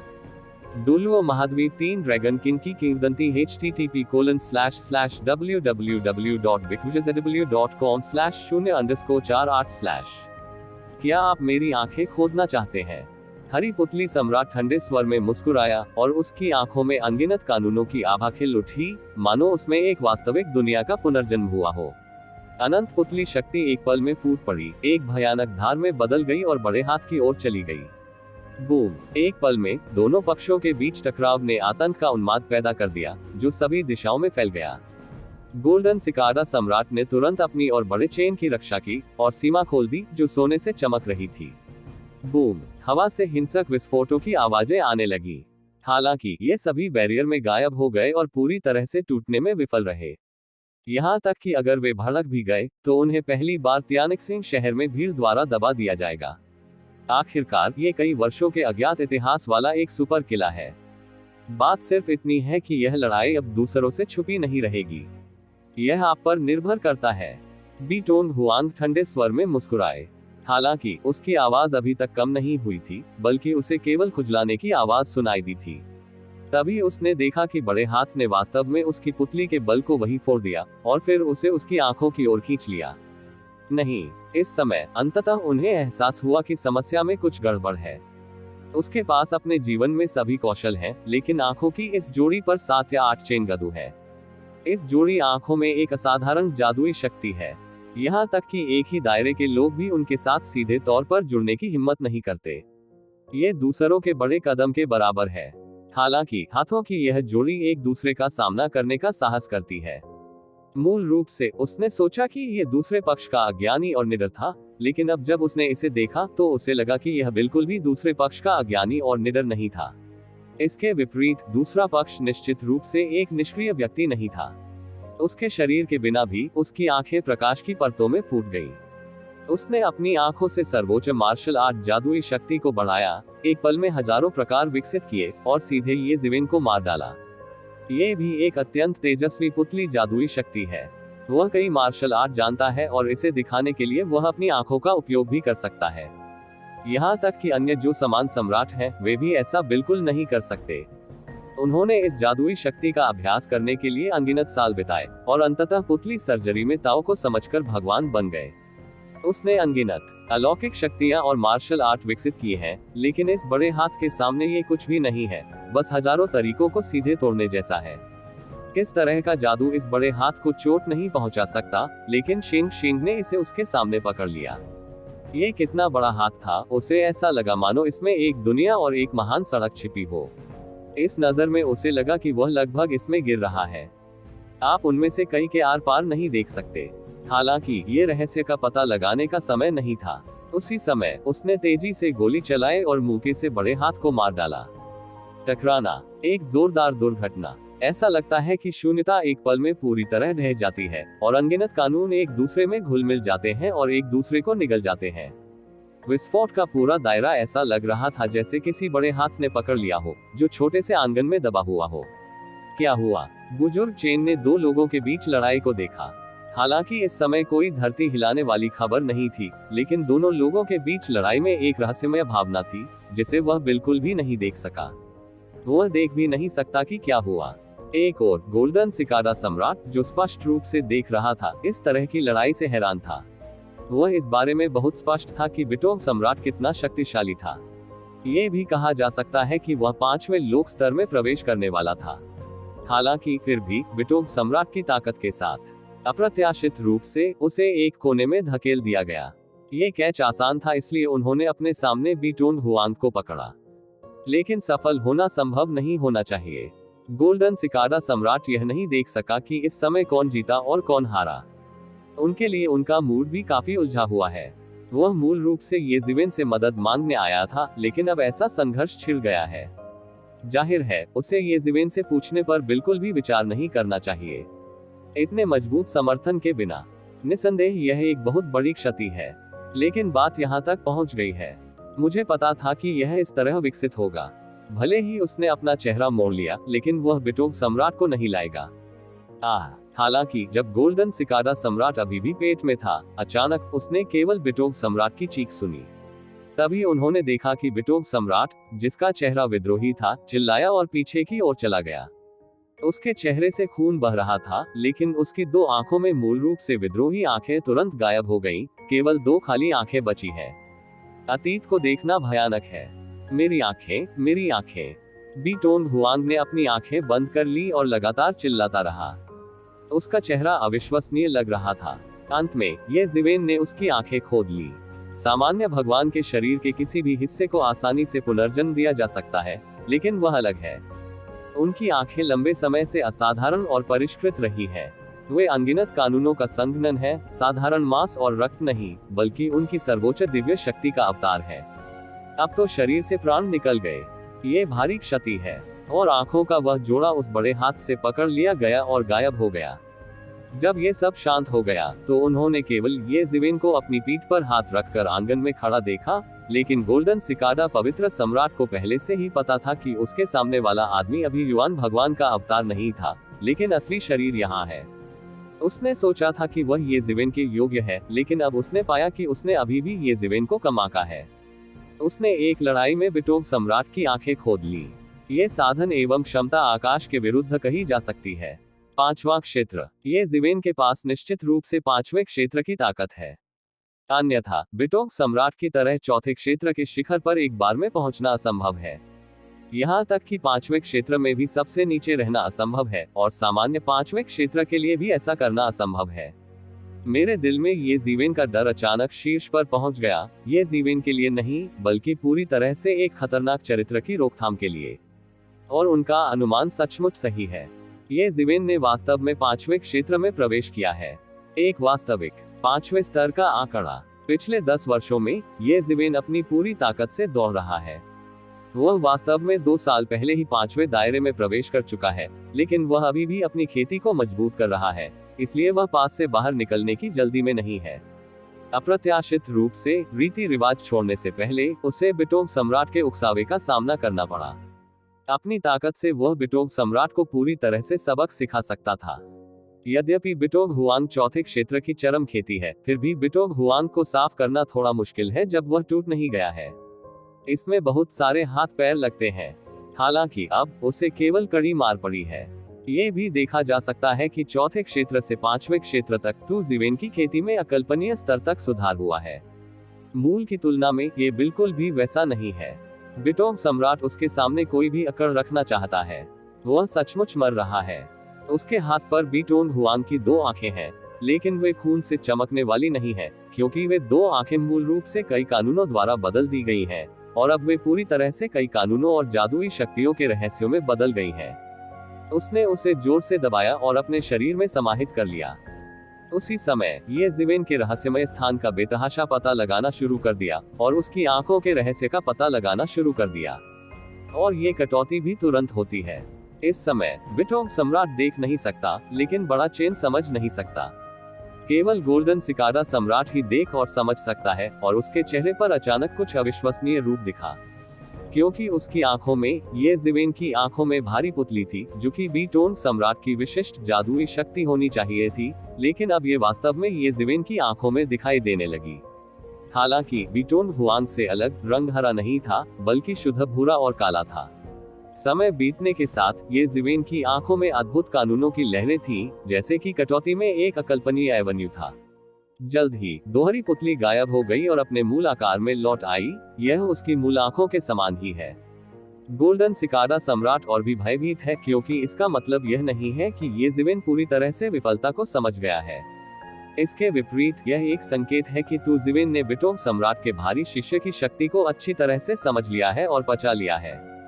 क्योंकि उसने इसे पूरी तरह से समझ लिया है, वह भारी शिष्य नहीं बनेगा, क्योंकि भारी शिष्य में सभी प्रकार के रहस्य उसके सामने होते हैं। भारी पुतली की तुलना में ये वास्तव में अभिव्यक्ति का एक रूप मात्र है। उन्हें इसमें कोई संदेह नहीं है कि ये जीवन की आंखों में अब वास्तव में बिटोग और हुआंग चोंगटोग की जादुई शक्ति है, जिसे जब तक आवश्यक हो मिनटों में प्रदर्शित किया जा सकता है। इस सब में कितना समय लगा? बिटोग सम्राट को यह नहीं पता था कि उसने कितने हजारों वर्षों की जादुई शक्ति विकसित की थी, और अंततः उसने महान सड़क के कानून को समझने में कितने वर्षों का विकास किया था। ये केवल कुछ ही समय था जब ये शिवेन ने इसे देखा और समझा। ये कितनी भयानक समझने की शक्ति थी। सम्राटों में भी यह क्षमता राक्षस स्तर की होती है। सम्राट भी स्वर की प्रतिभा वाले होते हैं, लेकिन समझने की गति अविश्वसनीय होती है। वह नहीं जानता था कि बिटोग हुआंग की भारी पुतली की शक्ति को समझने के लिए ये जीवन ने थोड़े ही समय में 10 3 स्तरीय ड्रैगन नसों को जला दिया, सभी को कम से कम समय में समझने के लिए। उन्होंने पहले मोचन की नेत्र शक्ति का अभ्यास किया था, लेकिन बिटोग सम्राट की भारी पुतली की तुलना में वह मूल रूप से एक बाल रोग विशेषज्ञ थे। उन्होंने बिटोग सम्राट के भारी शिष्य को परिष्कृत किया, जिसने इस तरह से उनकी खेती को छलांग और सीमा से सम्राट स्तर तक आगे बढ़ाया, और एक और एवेन्यू दिया गया। गोल्डन सिकारा सम्राट, मुझे अपने इरादे के बारे में बताओ। गोल्डन सिकारा सम्राट, मुझे अपने इरादे के बारे में बताओ। ये जीवन के शब्दों ने गोल्डन सिकारा सम्राट को थोड़ा स्तब्ध कर दिया। उन्हें उम्मीद नहीं थी कि दोनों पक्षों के बीच विरोधाभास इस हद तक बढ़ जाएगा। ये जीवन वास्तव में उसकी बात सुनने को तैयार थी। उद्धरण चिन्ह, ओह मेरी आंखें आंखें। बिटोग हुआंग ने अपनी आंखें बंद कर ली और अभी भी चिल्ला रहा था। उसकी आंखें खोदे जाने के बाद उसका अधिकांश कौशल बर्बाद हो गया था और कोई खतरा नहीं था। अगर उसे पता होता कि जिस शिष्य को उसने जीवन भर पाला है उसे येज़िवेन ने खा लिया है और परिष्कृत किया है, तो वह खून का एक पुराना कौर उगल देगा। किसी भी सम्राट के पास कुछ न कुछ ऐसा होता है जिसमें वह अच्छा होता है। इसे कोई और नहीं सीख सकता। ये येज़िवेन की 3000 मार्शल आर्ट की तरह है। अगर कोई दूसरा सम्राट इसे सीखने आएगा तो वह पुराना खून उगल देगा। ये रास्ता खुद येज़िवेन ने खोला है। इस प्रकार वह अंततः सम्राट बनने में सफल हो जाएगा। ये लगभग अभूतपूर्व है। क्या ऐसा व्यक्ति एक साधारण पीढ़ी हो सकता है? रहस्यमयी जगह के बिना येज़िवेन ऐसा नहीं कर सकती थी। गोल्डन सिकाडा सम्राट ने बी टोंग हुआंग को देखा और शर्मिंदा हुआ। येज़िवेन तुरंत समझ गए कि उनका क्या मतलब है और उन्होंने कहा, मैं ऐसा दोबारा नहीं करूंगा। जहां तक उनकी बात है, बस कुछ समय आराम करें और ठीक हो जाएं। जब येज़िवेन ने पहले गोली चलाई तो उसने कोई भारी हाथ नहीं उठाया, बल्कि बस अपनी भारी पुतली पकड़ ली। हालांकि वह बुरी तरह घायल हो गया था, लेकिन ये घातक नहीं था। सम्राट के साधनों और शारीरिक गठन के साथ उसे ठीक होने में केवल कुछ समय लगा। वास्तव में उपचार के लिए बिल्कुल भी समय की आवश्यकता नहीं होती है। बिटोंग हुआंग की आंखें वास्तव में फिर से विकसित हो गई हैं, लेकिन जो बढ़ती है वह सिर्फ सामान्य आंखों की एक जोड़ी है। अब वह अद्वितीय ईश्वर पुतली नहीं है जो हजारों वर्षों से तड़का हुआ है और हजारों आपदाओं से बिना घिसे गुजरा है। बी टोंग हुआंग एक तरफ था और येज़िवेन को घूर रहा था। उसकी आंखों में एक अद्भुत घृणा फूट पड़ी। जैसे ही सम्राट ने पढ़ा, पृथ्वी हिल गई और पहाड़ हिल गए। सार कुछ भी नहीं है, लेकिन दुर्भाग्य से बड़े चेन को छोड़कर यहाँ के अन्य 2 लोग मारने के उसके इरादे से प्रभावित नहीं होंगे। हालांकि उसने अब कोई भी जल्दबाजी में कदम उठाने की हिम्मत नहीं की। अभी अभी येज़िवेन ने एक जोड़ी आंखें त्याग दी। अब उसकी भारी पुतली के बिना उसका कौशल 7788 खो गया है। ये सामान्य लोगों से निपटने के लिए पर्याप्त से अधिक हो सकता है, लेकिन वह येज़िवेन से निपटने के लिए मौत की तलाश में है। हालांकि वह दबंग है, लेकिन मूर्ख नहीं है। बस गुप्त रूप से येज़िवेन से नफरत थी। इस नफरत के लिए येज़िवेन ने बिल्कुल भी परवाह नहीं की। वह सिर्फ एक पराजित अधीनस्थ था। हालांकि उसके दिल में एक विचार था। यह सच था कि बिटोंग सम्राट दबंग था। एक सम्राट के रूप में स्वर्ग और पृथ्वी का सबसे महान व्यक्ति श्रेष्ठ था और कई दबंग कृत्यों का होना कोई बात नहीं थी। हालांकि उसे मूर्ख नहीं होना चाहिए। अभी अभी बी टोंग हुआंग ऐसा ही था। ये निश्चित रूप से सिर्फ उसे परखने की कोशिश करने जैसा नहीं है। ये स्पष्ट रूप से खुद को परेशान करने या यहाँ तक कि मामले को तोड़ने के लिए जानबूझकर किया गया है। यदि आपको उकसाया जाता है तो अंत में चाहे गोल्डन सिकाडा सम्राट इसकी भरपाई कैसे भी कर ले, ये चीज पूरी तरह पीली होनी चाहिए। यदि यह सिर्फ एक साधारण परीक्षण है तो येज़िवेन अचानक हत्यारे पर कैसे हमला कर सकते हैं? कोई नहीं चाहता कि उसका पार्टनर कोई गुमनाम इंसान हो। परीक्षण करने के प्रश्न का अर्थ भी यही है। हालांकि यह कोई अचानक उठाया गया कदम नहीं है। यह अत्यंत प्रचंड है, अन्यथा इससे येज़िवेन की जिज्ञासा जगी। गोल्डन सिकाडा सम्राट ने जो कहा वह सुनने के मूड में नहीं होगा। ये देखकर कि बी टोंग सम्राट अंततः ठीक हो गया, गोल्डन सिकाडा सम्राट को थोड़ी राहत मिली। येज़िवेन के विपरीत येज़िवेन अकेली थी।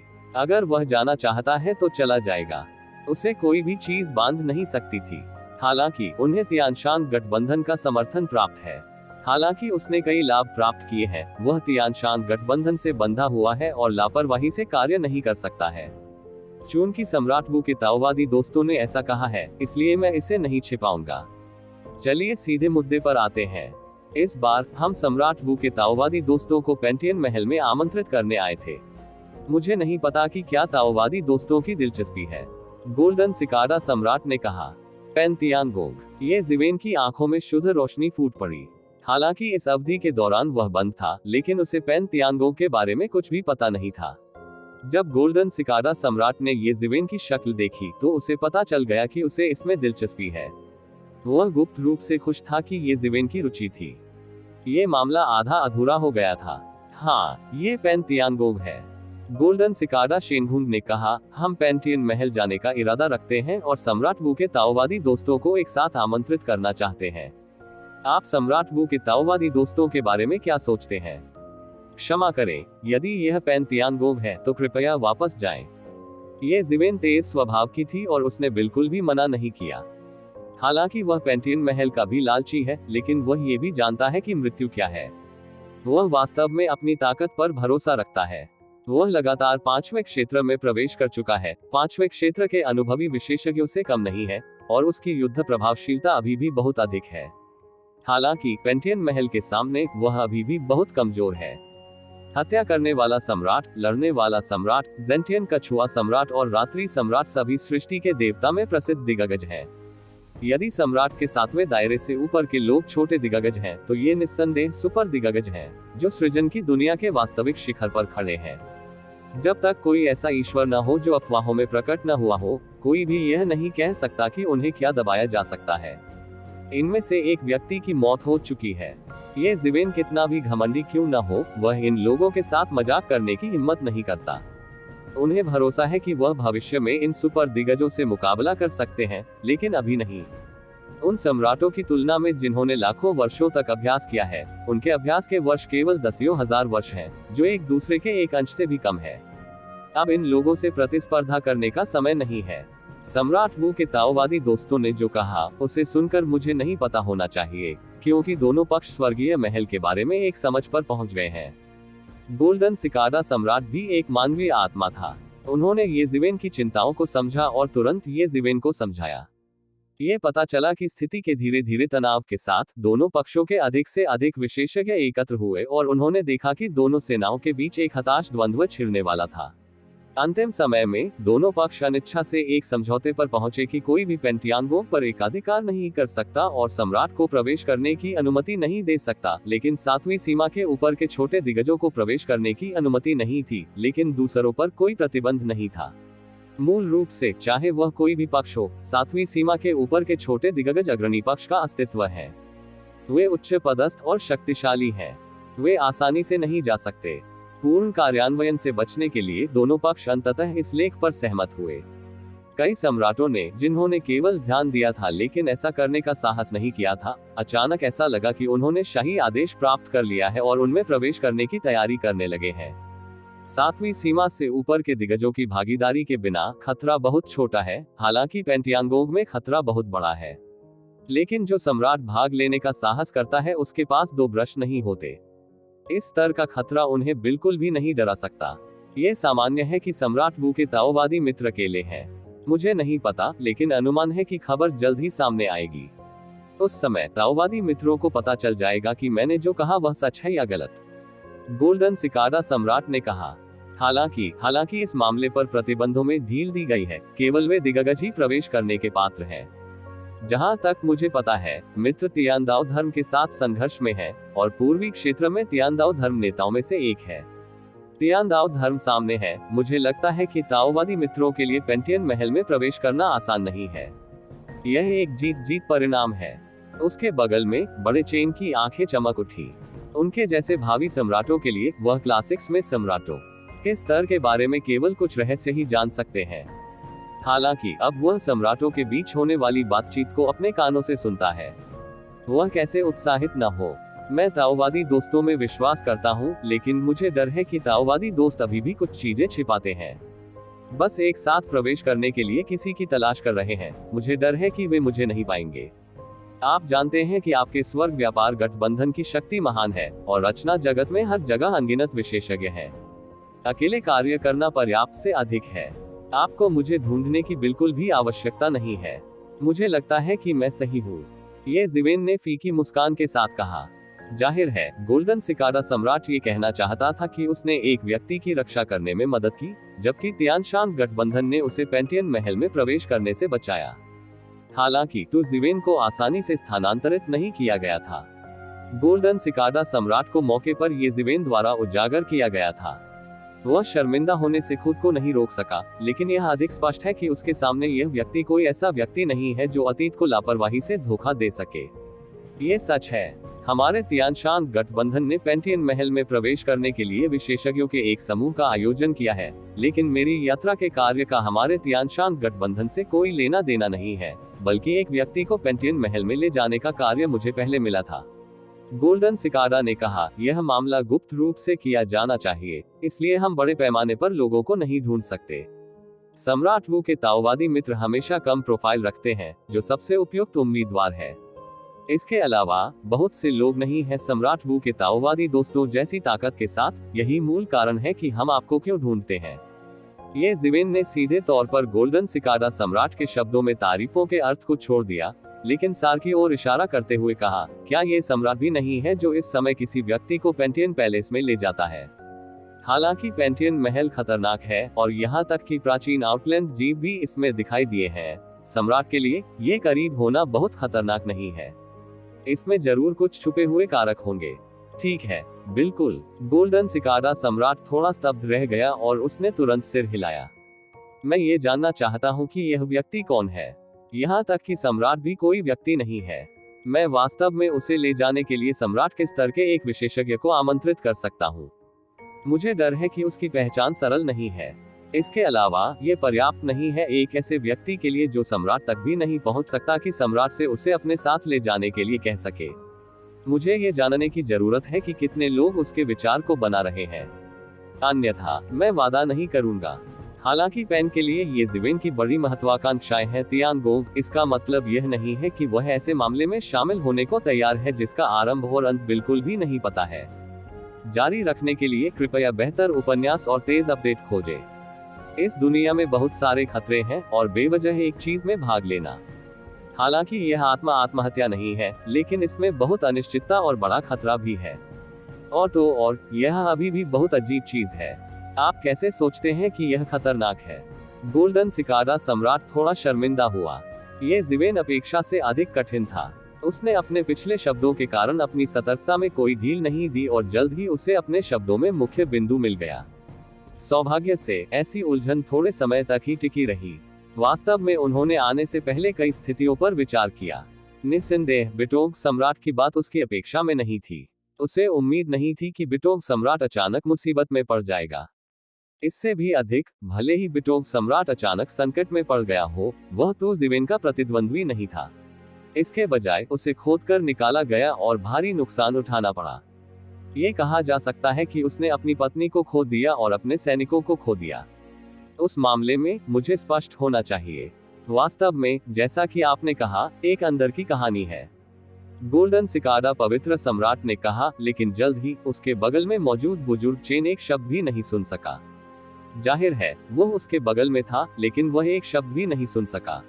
यह सम्राट का उपदेश सुनने जैसा है। उसने स्पष्ट रूप से रहस्यमय क्षेत्र को सुना, लेकिन वास्तव में उसे कुछ भी याद नहीं आ रहा था। उसे जल्द ही पता चल गया कि गोल्डन सिकाडा सम्राट नहीं चाहता था कि उसे पता चले। सम्राट के माध्यम से, यदि वह नहीं चाहता था कि उसे पता चले, तो उसके लिए दोबारा खोजबीन करना व्यर्थ था, भले ही वह उनके आसपास ही क्यों न हो। साथ ही वह ये भी जानता है कि इस स्तर पर चीजों में शामिल न होना ही बेहतर है। सम्राट के मामलों में अर्ध सम्राट की भागीदारी निस्संदेह समाप्त हो गई है। डुलुओ महाद्वीप 3 ड्रैगन किंग की किंवदंती http://www.bigwizardw.com/0_48/। वास्तव में, मुझे एक व्यक्ति को पेंटियन महल में ले जाने के लिए एक कमीशन मिला है। ये व्यक्ति एक बार सम्राट के मूल भगवान का पुनर्जन्म था। अब उसने पुनः साधना में सफलता हासिल कर ली है और वह अपने पिछले जीवन में अपना मांस शरीर पाना चाहता है। एक बार जब वह सफल हो जाता है, तो उसकी साधना स्वाभाविक रूप से छलांग और सीमा से आगे बढ़ जाएगी, और सम्राट के दायरे में कदम रखना कुछ भी नहीं है। उसने सुनहरे सिकाडा सम्राट से कहा। ये जिवेन को अचानक समझ आया कि यह ऐसी बात थी। कोई आश्चर्य नहीं, मूल ईश्वर का ये पुनर्जन्म शव पर आत्मा के पुनर्जन्म के समान नहीं है। आखिरकार मूल ईश्वर की वह छड़ी ही मूल स्वामी है। जब तक आप देह को पुनः प्राप्त कर सकते हैं, देह को एकीकृत कर सकते हैं और पिछले जीवन की सभी उपलब्धियों को विकसित कर सकते हैं, निस्संदेह पिछले जीवन की सभी उपलब्धियों को पुनः प्राप्त करना असंभव है। जब तक कुछ कौशल और स्मृति मिलती है, सम्राट के राज्य में प्रवेश करना कठिन नहीं है। हालांकि इस तरह की चीज वास्तव में दुर्लभ है। ये संभावना बहुत अधिक नहीं है कि सम्राट मारे जाने के बाद पुनर्जन्म से बच सके। ये पूर्व सम्राट है। इसमें कोई आश्चर्य नहीं कि आपका बड़ा हाथ है। कृपया सम्राट को रक्षक के रूप में ले। ये जिवेन ने कहा कि यह अजीब नहीं होगा यदि वे पूर्व सम्राट होते। क्या पता उन बादशाहों ने कोई खजाना गड़ा दिया हो। सामान्य अभ्यासियों की तुलना में वे निस्संदेह अत्यधिक अमीर हैं। लेकिन चूंकि यह ऐसा ही है, तो यह सम्राट स्तर के विशेषज्ञों की चुपती नजरों को क्यों आकर्षित करता है? आप ताओवादी मित्रों की रक्षा भी नहीं कर सकते। आपको किसी और को ढूंढना होगा। ये जिवेन ने पूछा। ताओवादी मित्र मशाल के समान उज्जवल होते हैं, गोल्डन सिकाडा सम्राट ने कहा, क्योंकि एक समय इसके कई दुश्मन थे। बीमा के लिए मैंने कई ताओवादी दोस्तों को आमंत्रित किया। जब तक मैं मांस वापस पा सकता हूँ, सभी प्रयास इसके लायक है। मैं इसे अपने दोस्तों से नहीं छिपाता। वास्तव में यह आदमी अपने पिछले जीवन में मेरा एक करीबी दोस्त था। चाहे आप वादा करें या न करें, भले ही आप वादा न करें। एक तरफ बीटोन सम्राट ने आखिरकार बात की। इस अवधि के बाद अंततः उसके घाव से खून बहना बंद हो गया और उसकी आंखों से अब खून और आंसू नहीं बह रहे थे। वह बस ये जिवेन को देखता रहा। ये जिवेन ने बीटोन हुआन पर नजर डाली और कहा, ठीक है, उस स्थिति में मैं ये लेनदेन लूंगा। मैं ये भी पूछना चाहता हूँ कि इस बार इनाम क्या है? क्या मैं अग्रिम भुगतान कर सकता हूँ? बेशक ये प्रश्न में होना चाहिए। तो जिवेन के शब्दों को देखकर गोल्डन सिकाडा सम्राट ने तुरंत कहा, इस बार जब तक ताओवादी मित्र मदद करने को तैयार हैं, सफलता या असफलता से कोई फर्क नहीं पड़ता। 10 स्तरीय ड्रैगन नसें कैसी होंगी? ये जिवेन की वर्तमान संपत्ति से राव थोड़ा आश्चर्यचकित थे। बस उसे अकेले एस्कॉर्ट करने के लिए कहने पर पूरे 10 स्तरीय ड्रैगन नसें थी। यह एक उच्च श्रेणी की ड्रैगन नस है, न कि वे जो धारा में प्रवेश नहीं करते हैं। ये जिवेन की मुख्य संपत्ति अभी भी दूसरी श्रेणी की ड्रैगन नस है। 10 तृतीय श्रेणी ड्रैगन नसें उसकी संपत्ति के 10वें हिस्से के बराबर है, और यहाँ तक कि वह उत्साहित है। इस बार नियोक्ता वास्तव में समृद्ध और शक्तिशाली है। मुझे डर है कि वह अपने पिछले जीवन में कोई साधारण व्यक्ति नहीं है। आखिरकार सामान्य लोगों के लिए अपने पिछले जीवन के शरीर को एकीकृत करके सम्राट के दायरे में प्रवेश करना अकल्पनीय है। यदि पहले दायरे में सम्राट गिर जाता है, भले ही वह मूल भगवान के पुनर्जन्म के लिए भाग्यशाली हो, केवल देह को एकीकृत करके सम्राट के दायरे में प्रवेश करना असंभव है।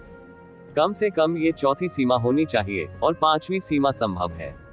इसके अलावा उस व्यक्ति को पेंटियन महल में दफनाया गया था, और आखिरी बार पेंटियन महल अनगिनत साल पहले खोला गया था।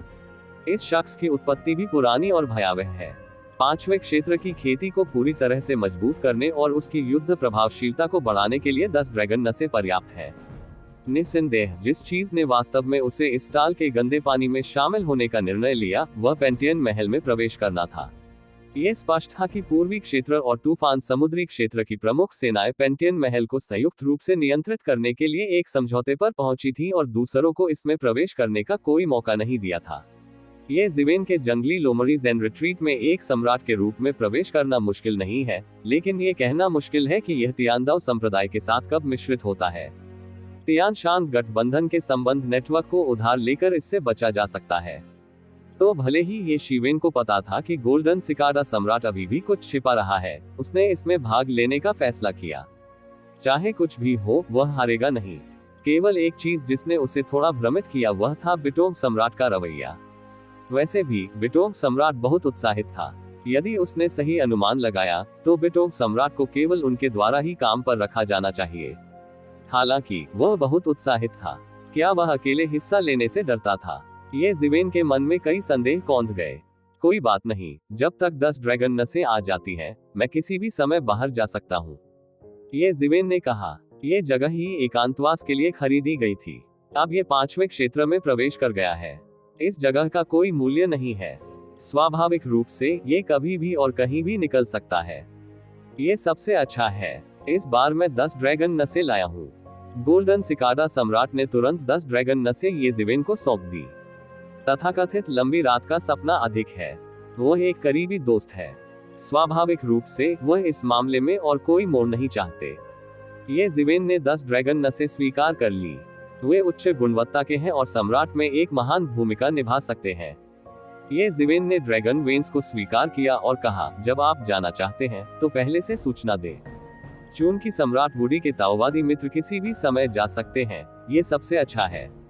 वास्तव में सम्राट वुडी के ताओवादी मित्र अंतिम व्यक्ति हैं जिन्हें हम आमंत्रित करते हैं। अब सब कुछ तैयार है। हमें केवल पूर्वी हवा का भुगतान करना है। हम कल से शुरू कर सकते हैं। ये जल्दी होना चाहिए देर के बजाय।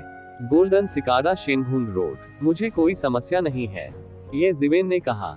कई विवरणों को अंतिम रूप देने के बाद गोल्डन सिकाडा सम्राट, बीटोंग सम्राट और बड़े चेन चले गए।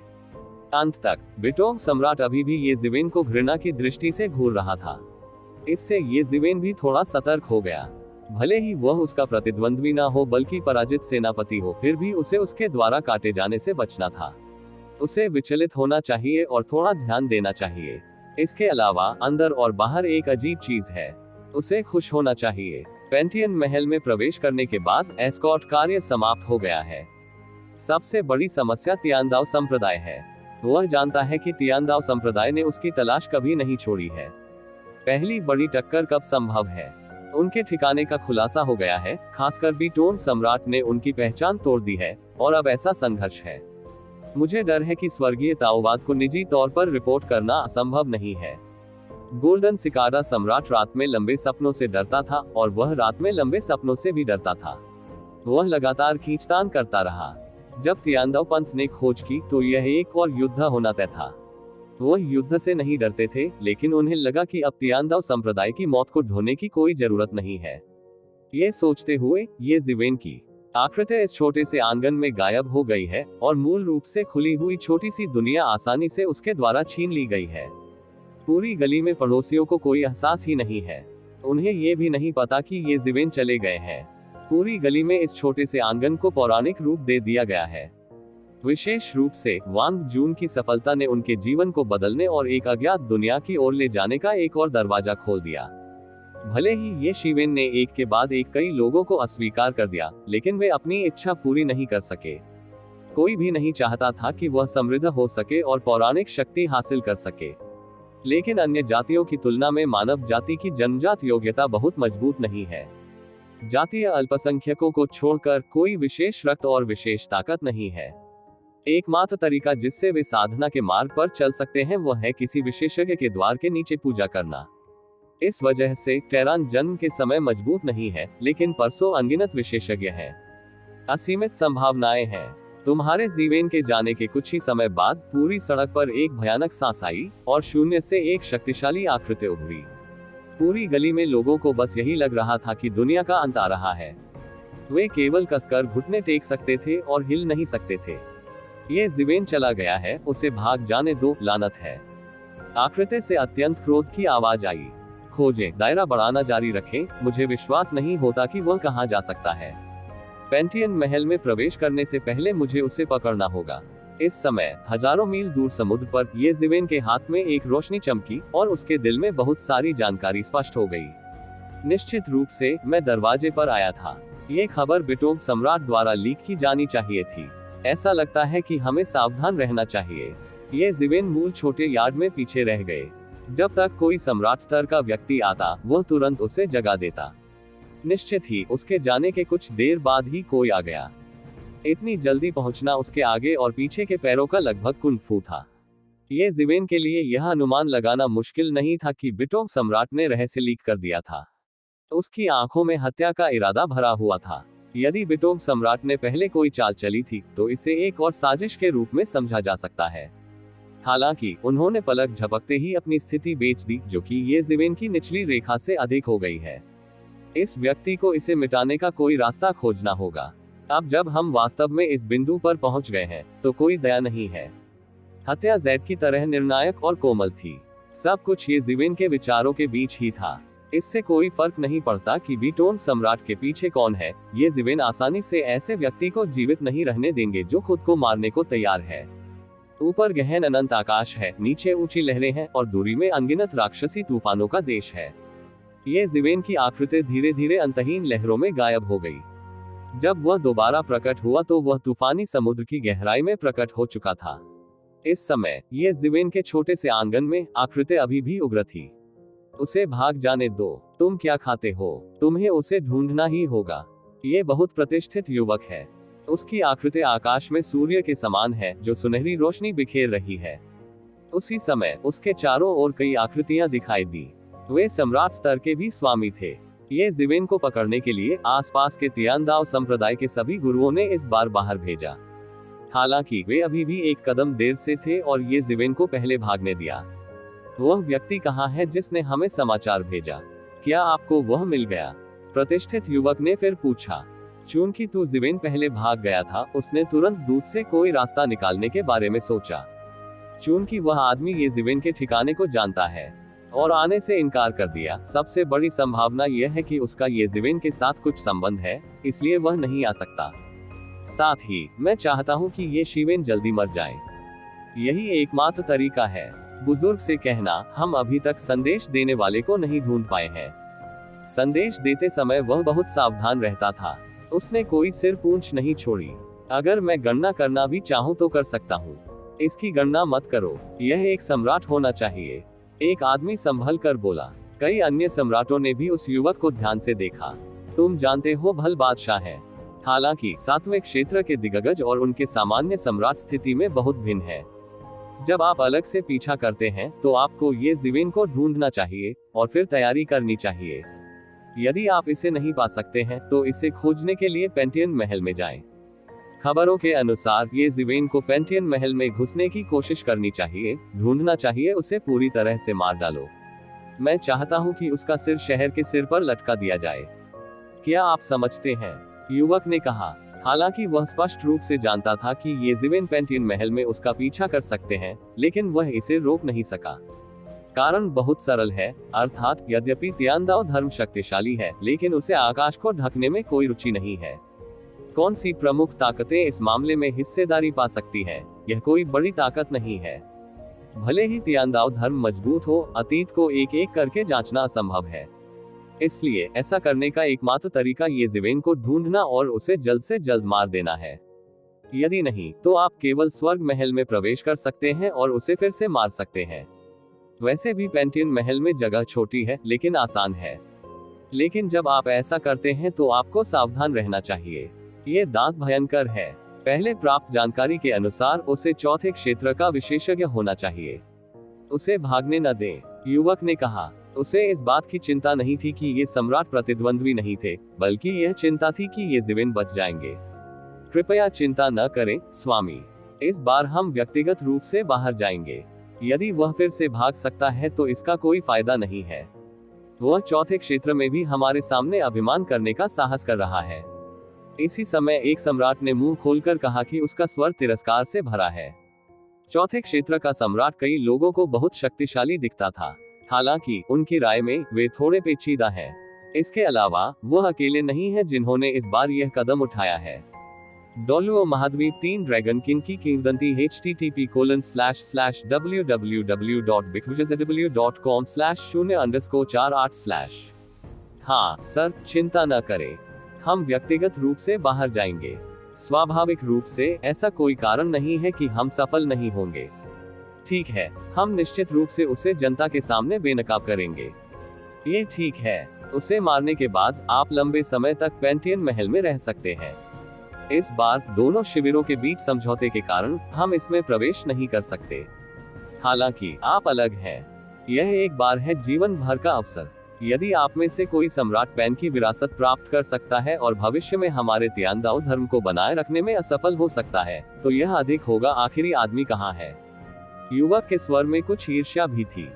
इस बार 7वीं सीमा से ऊपर के सम्राट को प्रवेश करने से मना किया गया था, ताकि दोनों पक्षों के बीच संघर्ष के फैलने से बचा जा सके, जिसे साफ करना मुश्किल हो जाए।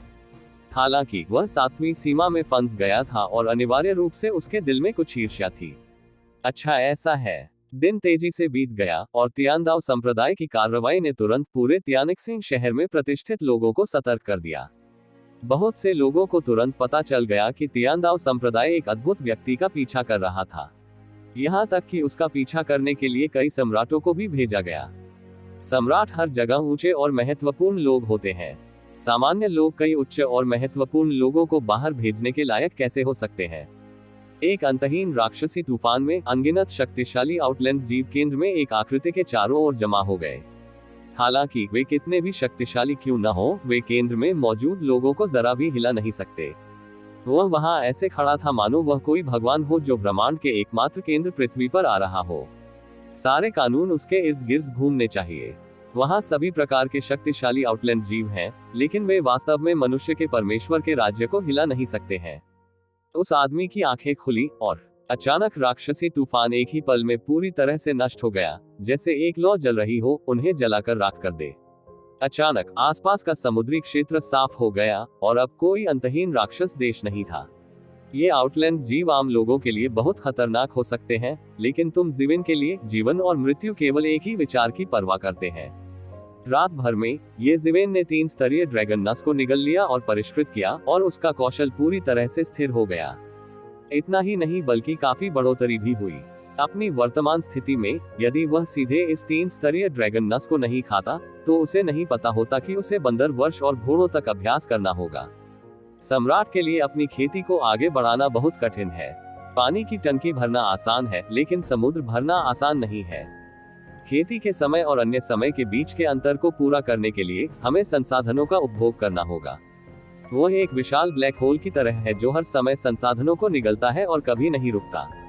इस तूफानी समुद्री क्षेत्र में अभ्यास करना वास्तव में अच्छा विचार नहीं है। ये जीवेन ने मन ही मन बुदबुदाया कि उसे इस दिन की खेती से सम्राट स्तर के प्राणियों के कई दिव्य विचार आते महसूस हुए। यदि उनकी स्थिति अपेक्षाकृत कम नहीं होती, तो ये जीवेन सांस की सभी रिहाई के बावजूद लापरवाही से कार्य करने की हिम्मत नहीं करते। उसे डर था कि तुम जीवेन को कल रात कई बुरी लड़ाइयों का सामना करना पड़ेगा। सौभाग्य से पिछले 20 वर्षों में वह तियानक्सिंग शहर में बंद हो गया है, अन्यथा उसके लिए शांति से अभ्यास करना असंभव है। ये पहले मिलने का समय है। जैसा कि पहले सहमति हुई थी, ये जीवेन ने तूफान वाले समुद्री क्षेत्र में एक स्थान के लिए उड़ान भरी। निश्चित रूप से वहां पास में पहले से ही कोई इंतजार कर रहा था। गोल्डन सिकाडा सम्राट और बीटोन सम्राट के अलावा एक 2 सिर वाला विशालकाय भी है। यह आदमी लंबा है और इसके केवल 2 सिर हैं। जब ये जीवेन ने अपनी भारी पुतली को थोड़ा सा खोला, तो उसने देखा कि उसका नोमेनन वास्तव में ऑप्टिमस प्राइम की तरह बहुत बड़ा था। उनके 2 सिर जल और अग्नि के 2 अलग अलग नियमों के प्रभारी थे। इन दोनों नियमों के बारे में उनकी समझ अत्यंत गहन स्तर तक पहुंच गई थी, और यहाँ तक कि उनके शरीर पर भी ये नियम हर जगह देखे जा सकते थे। लेकिन ये दोनों बिल्कुल अलग, और यहाँ तक कि विपरीत कानून भी उनमें बिल्कुल भी प्रतिस्पर्धा नहीं करते थे। इसके विपरीत बस स्वाभाविक और एकीकृत होने का एहसास था। उसके बगल में धन धान्य से सजे एक युवक उसके पीछे चल रहा था, लेकिन उसके पास एक युवा व्यक्ति की मासूम शक्ल नहीं थी। इसके विपरीत एक प्रकार का उतार चढ़ाव था जो एक युवा व्यक्ति के पास नहीं था, जैसे कि उसने विश्व की घटनाओं का अनुभव किया हो। कई अन्य लोगों की तुलना में उनकी खेती निस्संदेह सबसे कमजोर है, यहाँ तक कि सम्राट की भी नहीं, लेकिन उनके पास अर्थ सम्राट की खेती सबसे ज्यादा है। शिखर अर्थ सम्राट सामान्य लोगों के लिए पहले से ही शीर्ष पर एक महान व्यक्ति है, लेकिन सम्राट के विचार में ये बिल्कुल भी कुछ नहीं है। जब ये जीवेन ने इसके बारे में सोचा, तो उसे तुरंत पता चल गया कि युवक को गोल्डन सिकाडा सम्राट का सबसे अच्छा दोस्त होना चाहिए, मूल भगवान के पुनर्जन्म की केवल एक किरण छोड़कर। ये दावयो, तुम यहाँ हो। गोल्डन सिकाडा सम्राट ने उनका अभिवादन किया। मैं आपका परिचय कराता हूँ। यह पानी और आग का सम्राट है, और यह मेरा करीबी दोस्त है जिसका मैंने आपको पहले उल्लेख किया था। अब पुनर्जन्म के बाद उसका नाम फैंग बैरन है। देवियों और सज्जनों, मैं आपका परिचय कराता हूँ। ये सम्राट वू का ताओवादी मित्र ये जीवेन है, जो तियानदाओ संप्रदाय को असहाय बना देता है। ये जीवेन ने युवक की ओर देखा। उसका नाम बाई रेन था। ये निश्चित रूप से सहिष्णुता नहीं है। मुझे डर है कि वह भी एक महान चरित्र है, लेकिन ये कहने का वक्त नहीं है। ये जीवेन तुरंत बाहर निकले और कहा, सहिष्णुता के दोस्तों को साथ ले जाने से पहले मुझे लगता है कि मुझे एक निजी चीज से निपटना है। ये जीवेन ने कहा, लेकिन उसकी नजर बिटोंग सम्राट की ओर चली गई। बीटोंग हुआंग के दिल में थोड़ी घबराहट थी, लेकिन वह चिल्लाया, आपको क्या लगता है कि मैं क्या कर रहा हूँ? तुम्हें क्या लगता है मैं क्या कर रहा हूँ?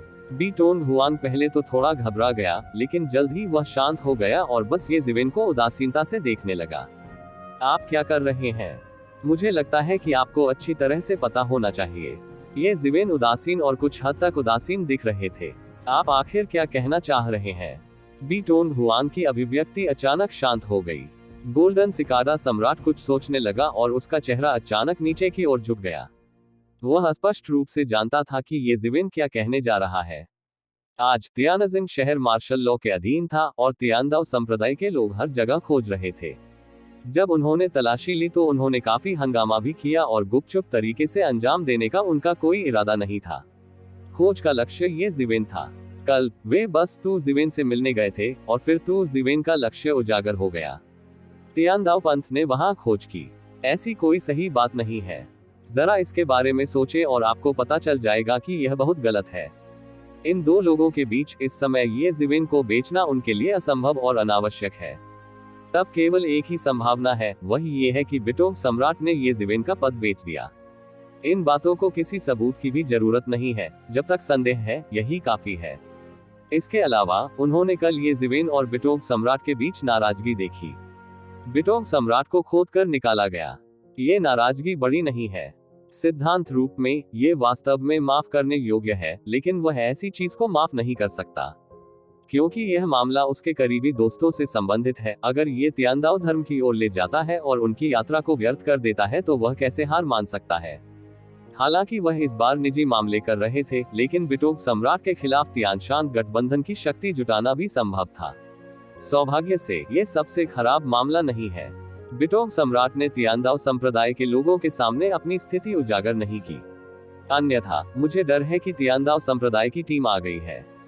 यदि चीजें वास्तव में उस बिंदु तक खराब हैं, तो वह पहली बार में बिटोग सम्राट को मार डालेगा। आखिरकार उसने अपना फायदा उठाया और उसके लिए परेशानी खड़ी करने का साहस किया।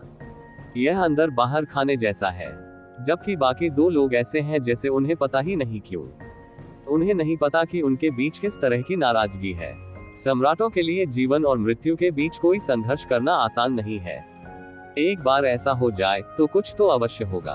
तुम्हें वही होना चाहिए जिसने तियांदाओ संप्रदाय को खबर बताई, ये जीवेन ने ठंडे स्वर में कहा। मैं क्या हूँ? तियांदाओ संप्रदाय ने तुम्हें कैसे खोजा? हे, इसका मुझसे क्या लेना देना है?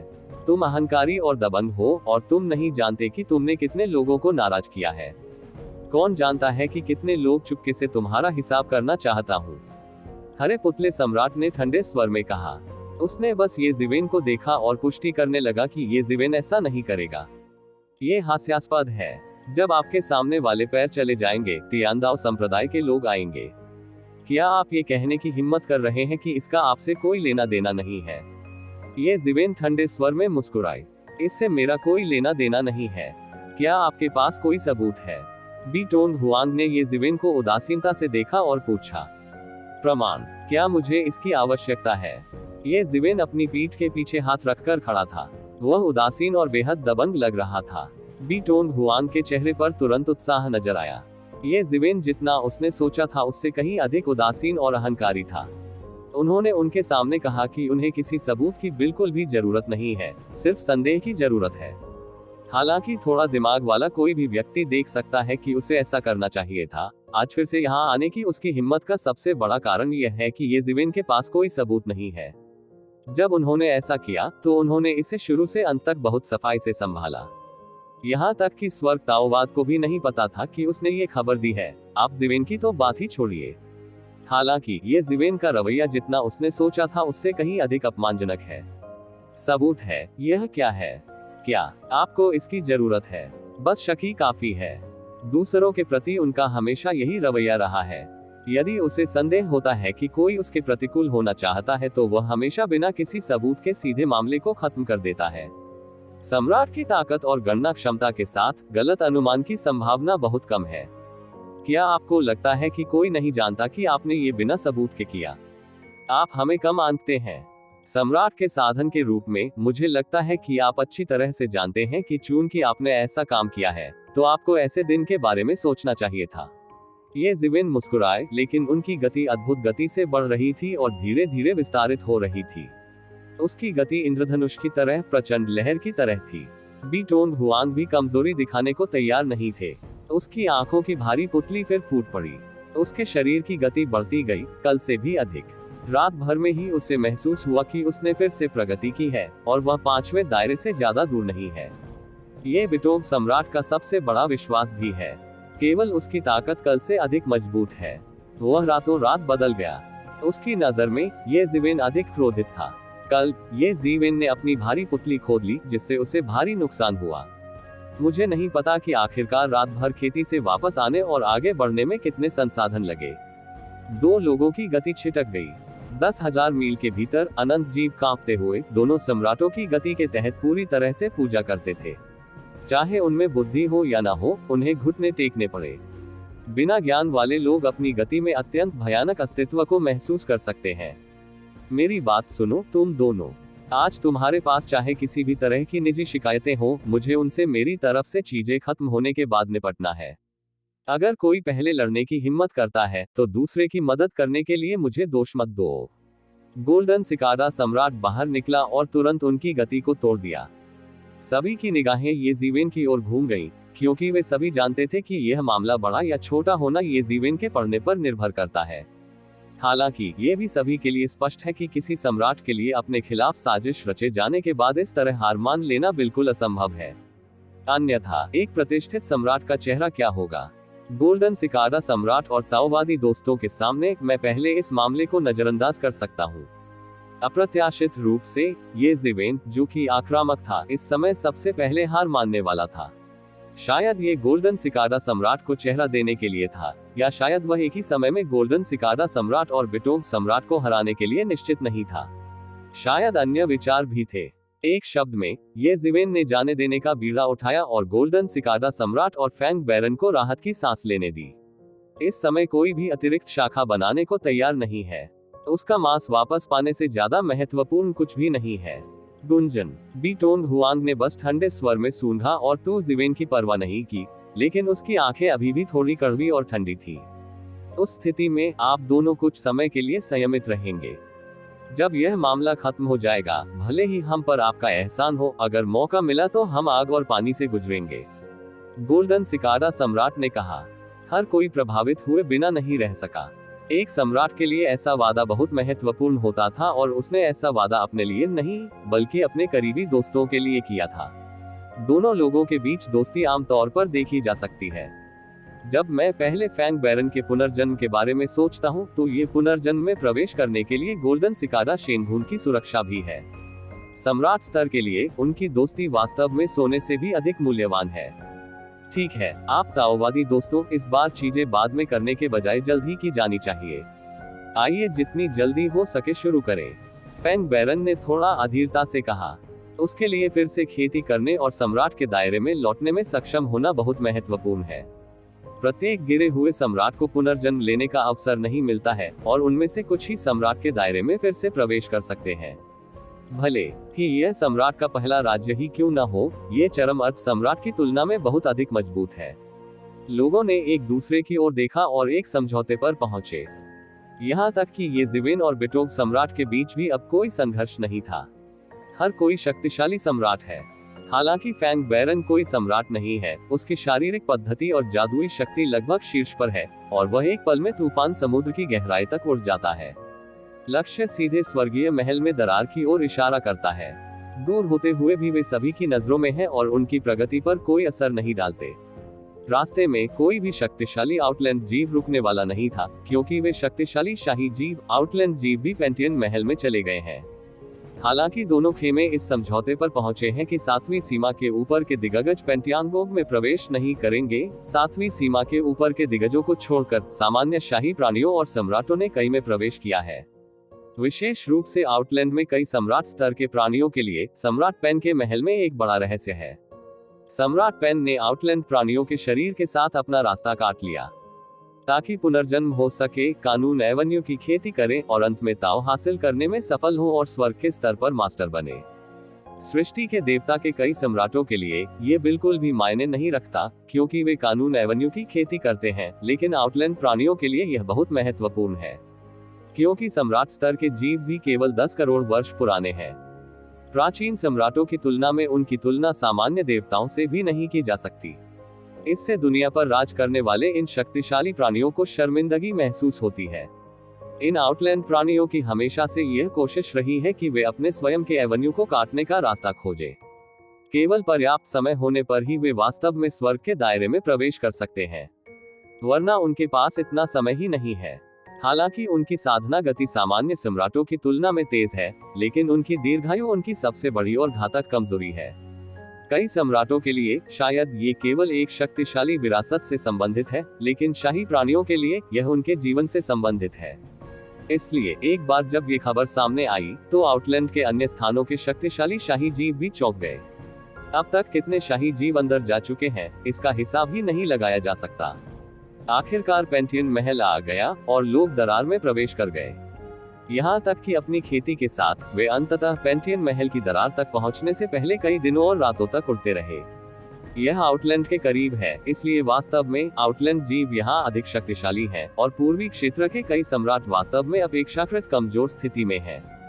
हालांकि इसे पैथियन कहा जाता है, वास्तव में यह एक और दुनिया है, पैथियन के आधार पर बनी दुनिया, और यह हाउपन सम्राट जून का मूल अंतिम गढ़ भी है।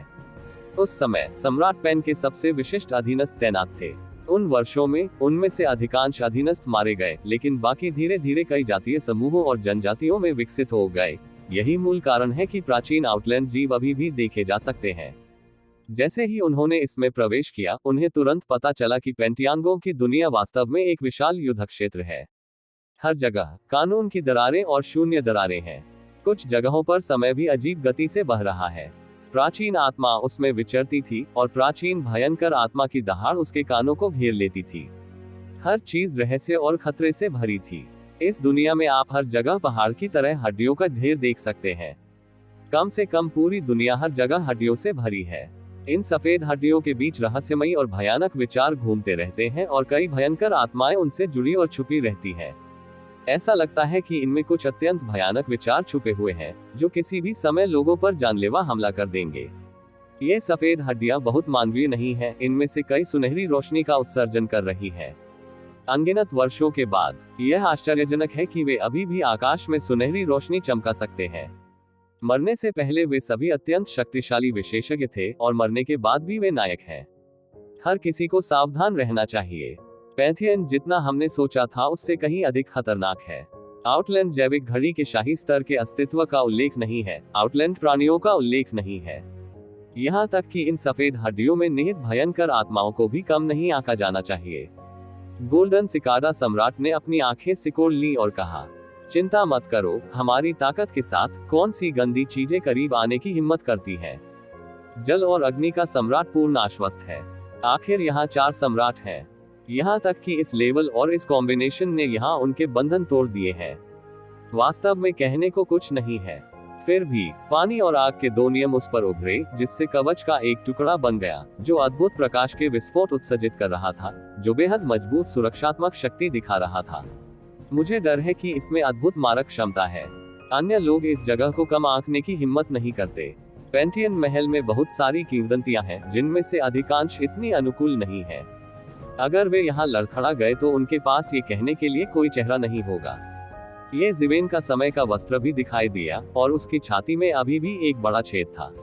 अभी तक उसे ऐसी कोई चीज नहीं मिली जो समय के लबादे को दुरुस्त कर सके। समय के लबादे को सुधारने के लिए इसे समय की शक्ति की आवश्यकता है। यदि वह समय के लबादे को सुधारना चाहे तो यह दुर्लभ है। इसे समय के पौराणिक अंशों की आवश्यकता है। हालांकि समय का मलबा अंतरिक्ष के मलबे की तरह प्राचीन काल में रहस्यमय और दुर्लभ है। तथाकथित समय का मलबा और अंतरिक्ष का मलबा सामान्य अर्थों में एक प्रकार का नहीं है, बल्कि किसी कारण से समय और स्थान के शुद्ध नियमों द्वारा संघनित एक प्रकार का क्रिस्टलीय मलबा है। सामान्य परिस्थितियों में गठन के लिए परिस्थितियों का पता लगाना असंभव है। राव शिवेन ने इतने वर्षों तक पूरे स्वर्ग और दुनिया की यात्रा की है। समय का कोई अन्य टुकड़ा नहीं मिला, अन्यथा मरम्मत बहुत पहले ही पूरी हो गई होती। स्वर्ग की दुनिया में युगों से केवल समय के भगवान ने ही समय का एक टुकड़ा पाया है, और अंततः इसे समय के लबादे में परिष्कृत किया है। उसके बाद कोई भी इसे सफलतापूर्वक नहीं ढूंढ सकता। हालांकि राव तो है। समय के वस्त्र की रक्षात्मक शक्ति का उल्लेख करना अनावश्यक है। पुण्यवान सम्राट के साधनों के बिना ये समय के वस्त्र को कैसे तोड़ सकता है। समय की शक्ति दुनिया की सबसे शक्तिशाली और विचित्र शक्ति है। यहाँ तक कि ये जिवेन भी कई रहस्यों को पूरी तरह से समझ नहीं पाया है। लोगों ने एक के बाद एक अपने घर की रक्षा की, और फिर फैंग बैरन ने कहा, स्वर्गीय महल में प्रवेश करने के बाद मुझे अपने मांस के शरीर का स्थान महसूस हुआ है। अब मुझे एक बंधन द्वारा कैद किया जा रहा है। बस मेरी भावनाओं का पालन करें। इसके साथ ही फैंग बैरन ने मोर्चा संभाला और सीधे उस स्थान पर उड़ गए जहां उन्हें इसका आभास हुआ। जब वह पेंटियन महल की गहराई में उड़ने लगा तो उसे तुरंत स्वर्ग और पृथ्वी का चक्कर महसूस हुआ, और कई वर्षों तक एक परत के बाद एक परत में प्रवेश करता रहा। इस संसार में समय और स्थान बहुत अधिक विकृत हो गए हैं। इस दुनिया ने एक के बाद एक युद्धों का अनुभव किया है। यदि सामान्य संसार पूरी तरह से नष्ट हो गया होता, लेकिन इसे संरक्षित किया जा सकता था, तो यह अपने आप में ये दर्शाता है कि वह असामान्य है। अचानक शून्य में एक विशाल अस्थि पंजा अंतहीन खाई से बाहर आया और सीधे टीम के सामने फैंग बैरन को पकड़ लिया। ये हड्डी का पंजा सुनहरा है, मानो शुद्ध सोने का बना हो। हड्डी के पंजे पर महान सड़कों के कुछ निशान खुदे हुए हैं और इसमें एक प्राचीन और गहरी बनावट छिपी हुई है। मरना। गोल्डन सिकाडा सम्राट ने पहली बार प्रतिक्रिया व्यक्त की। शुद्ध प्रकाश के स्पर्श से उसकी आंखें फूट गईं। फिर उसने अपनी उंगलियों से एक तलवार निकाली और उसे हड्डी के पंजे की ओर जोर से काटा। टकराना। एक विशाल गर्जना के साथ तलवार क्यूई और हड्डी के पंजे एक साथ टकरा गए। सम्राट ने गोली चलाई, जिसे स्वर्ग और पृथ्वी का पतन कहा जा सकता था, लेकिन एक चौंकाने वाला दृश्य हुआ। गोल्डन सिकाडा पवित्र सम्राट हड्डी के पंजे को काटने और विस्फोट करने में विफल रहा। इसके विपरीत हड्डी का पंजा उठ गया और एक अंतहीन सुनहरा सुरक्षात्मक आवरण उठा लिया, जिससे तलवार क्यूई पूरी तरह से अवरुद्ध हो गई। इस हड्डी के पंजे की भी असाधारण उत्पत्ति है, अन्यथा ये तलवार क्यूई को नहीं रोक सकता। हड्डी का पंजा प्रवृत्ति की दिशा में फैंग बैरन को पकड़ लेता है। ये बिल्कुल स्पष्ट प्रतीत होता है कि इन लोगों में फैंग बैरन की खेती सबसे कमजोर है, इसलिए इसे शुरू करना निर्दयी है। इस समय बिटोंग सम्राट और शुइहुओ शेंगहुन को समस्या की गंभीरता का एहसास हुआ। मूल रूप से ये सिर्फ गोल्डन सिकाडा शेंगहुन था। उन्होंने सोचा कि यह काफी है, लेकिन हकीकत जाहिर तौर पर इससे कहीं ज्यादा है। लेकिन अब बहुत देर हो चुकी है। उस हड्डी के पंजे ने फैंग बैरन को पकड़ लिया है। राव शियाई फैंग बैरन का हृदय सूत्र, जिसने आपदा का अनुभव किया है, घबराहट की झलक दिखाता है। क्या यह सच है कि वह इस बार स्कूल छोड़ने से पहले मरना चाहता है? यह अंतिम चरण है। क्या वह यहीं गिरने वाला है? इस महत्वपूर्ण क्षण में एक सादे सफेद हथेली ने उसे शून्य से पकड़ लिया, उसे हड्डी के पंजे पर पकड़ लिया और उसे मूल ट्रैक से दूर ले गया। बचाया। फैंग बैरन ने राहत की सांस ली। महत्वपूर्ण क्षण में उन्होंने सबसे घातक हमले को टाल दिया। जब उसने फिर से देखा, तो उसने पाया कि महत्वपूर्ण क्षण में उसे बचाने वाला कोई और नहीं, बल्कि ये ज़िवेन था। महत्वपूर्ण क्षण में तो ज़िवेन ने बिजली चलाए और हड्डी का पंजा पकड़ लिया। बाहर आओ, ये ज़िवेन ने अचानक जोर से खींचा और अचानक शून्य में एक हिंसक कंपन हुआ। तभी उसमें से एक बड़ी सफेद हड्डी निकली। यह विशाल कंकाल 10 फीट से भी ज्यादा लंबा है। यह अनगिनत विशाल सफेद हड्डियों में सबसे बड़ी नहीं है, लेकिन इससे एक भयानक गंध का पता चलता है। इस शव के 4 अंग और पंजे हैं। यह उन पंजों में से एक था जिन्हें अभी अभी गोली मारी गई थी। उसके पूरे शरीर से सड़क का एक रहस्यमय नियम झलकता है। यह स्पष्ट था कि यह एक सम्राट होना चाहिए। इस समय वह शून्य में दुबका हुआ था। चूंकि वह शून्य दोष में छिपा हुआ था, इसलिए सभी लोगों को एक क्षण के लिए भी इसकी भनक नहीं लगी और वे उसकी राह पकड़ गए। आप जानते हैं, इस क्षेत्र में कई अशांत प्रवाह सम्राट द्वारा महान मन से बाधित होते हैं और अभी भी भयानक कानूनों और अलौकिक शक्तियों के कई अवशेष हैं। सभी सम्राटों की शक्ति और दृष्टि के बावजूद वे जो देख सकते हैं उसका दायरा अभी भी बहुत सीमित है। गर्जन। लाश ने अपना मुंह खोला और एक विशाल दहाड़ ने दुनिया को हिला दिया। जानवर मरना चाहता है। जल और अग्नि का सम्राट गरजा और उसके हाथ में जल और अग्नि का नियम पूरे आकाश में एक हथियार में बदल गया। दूसरी तरफ बीटोंग हुआन की आंखों में उदासी झलक रही थी, लेकिन उन्होंने संकोच नहीं किया और सीधे मौके पर ही गोली मार दी। ये ज़िवेन और गोल्डन सिकाडा सम्राट ने भी एक ही समय में शूटिंग की।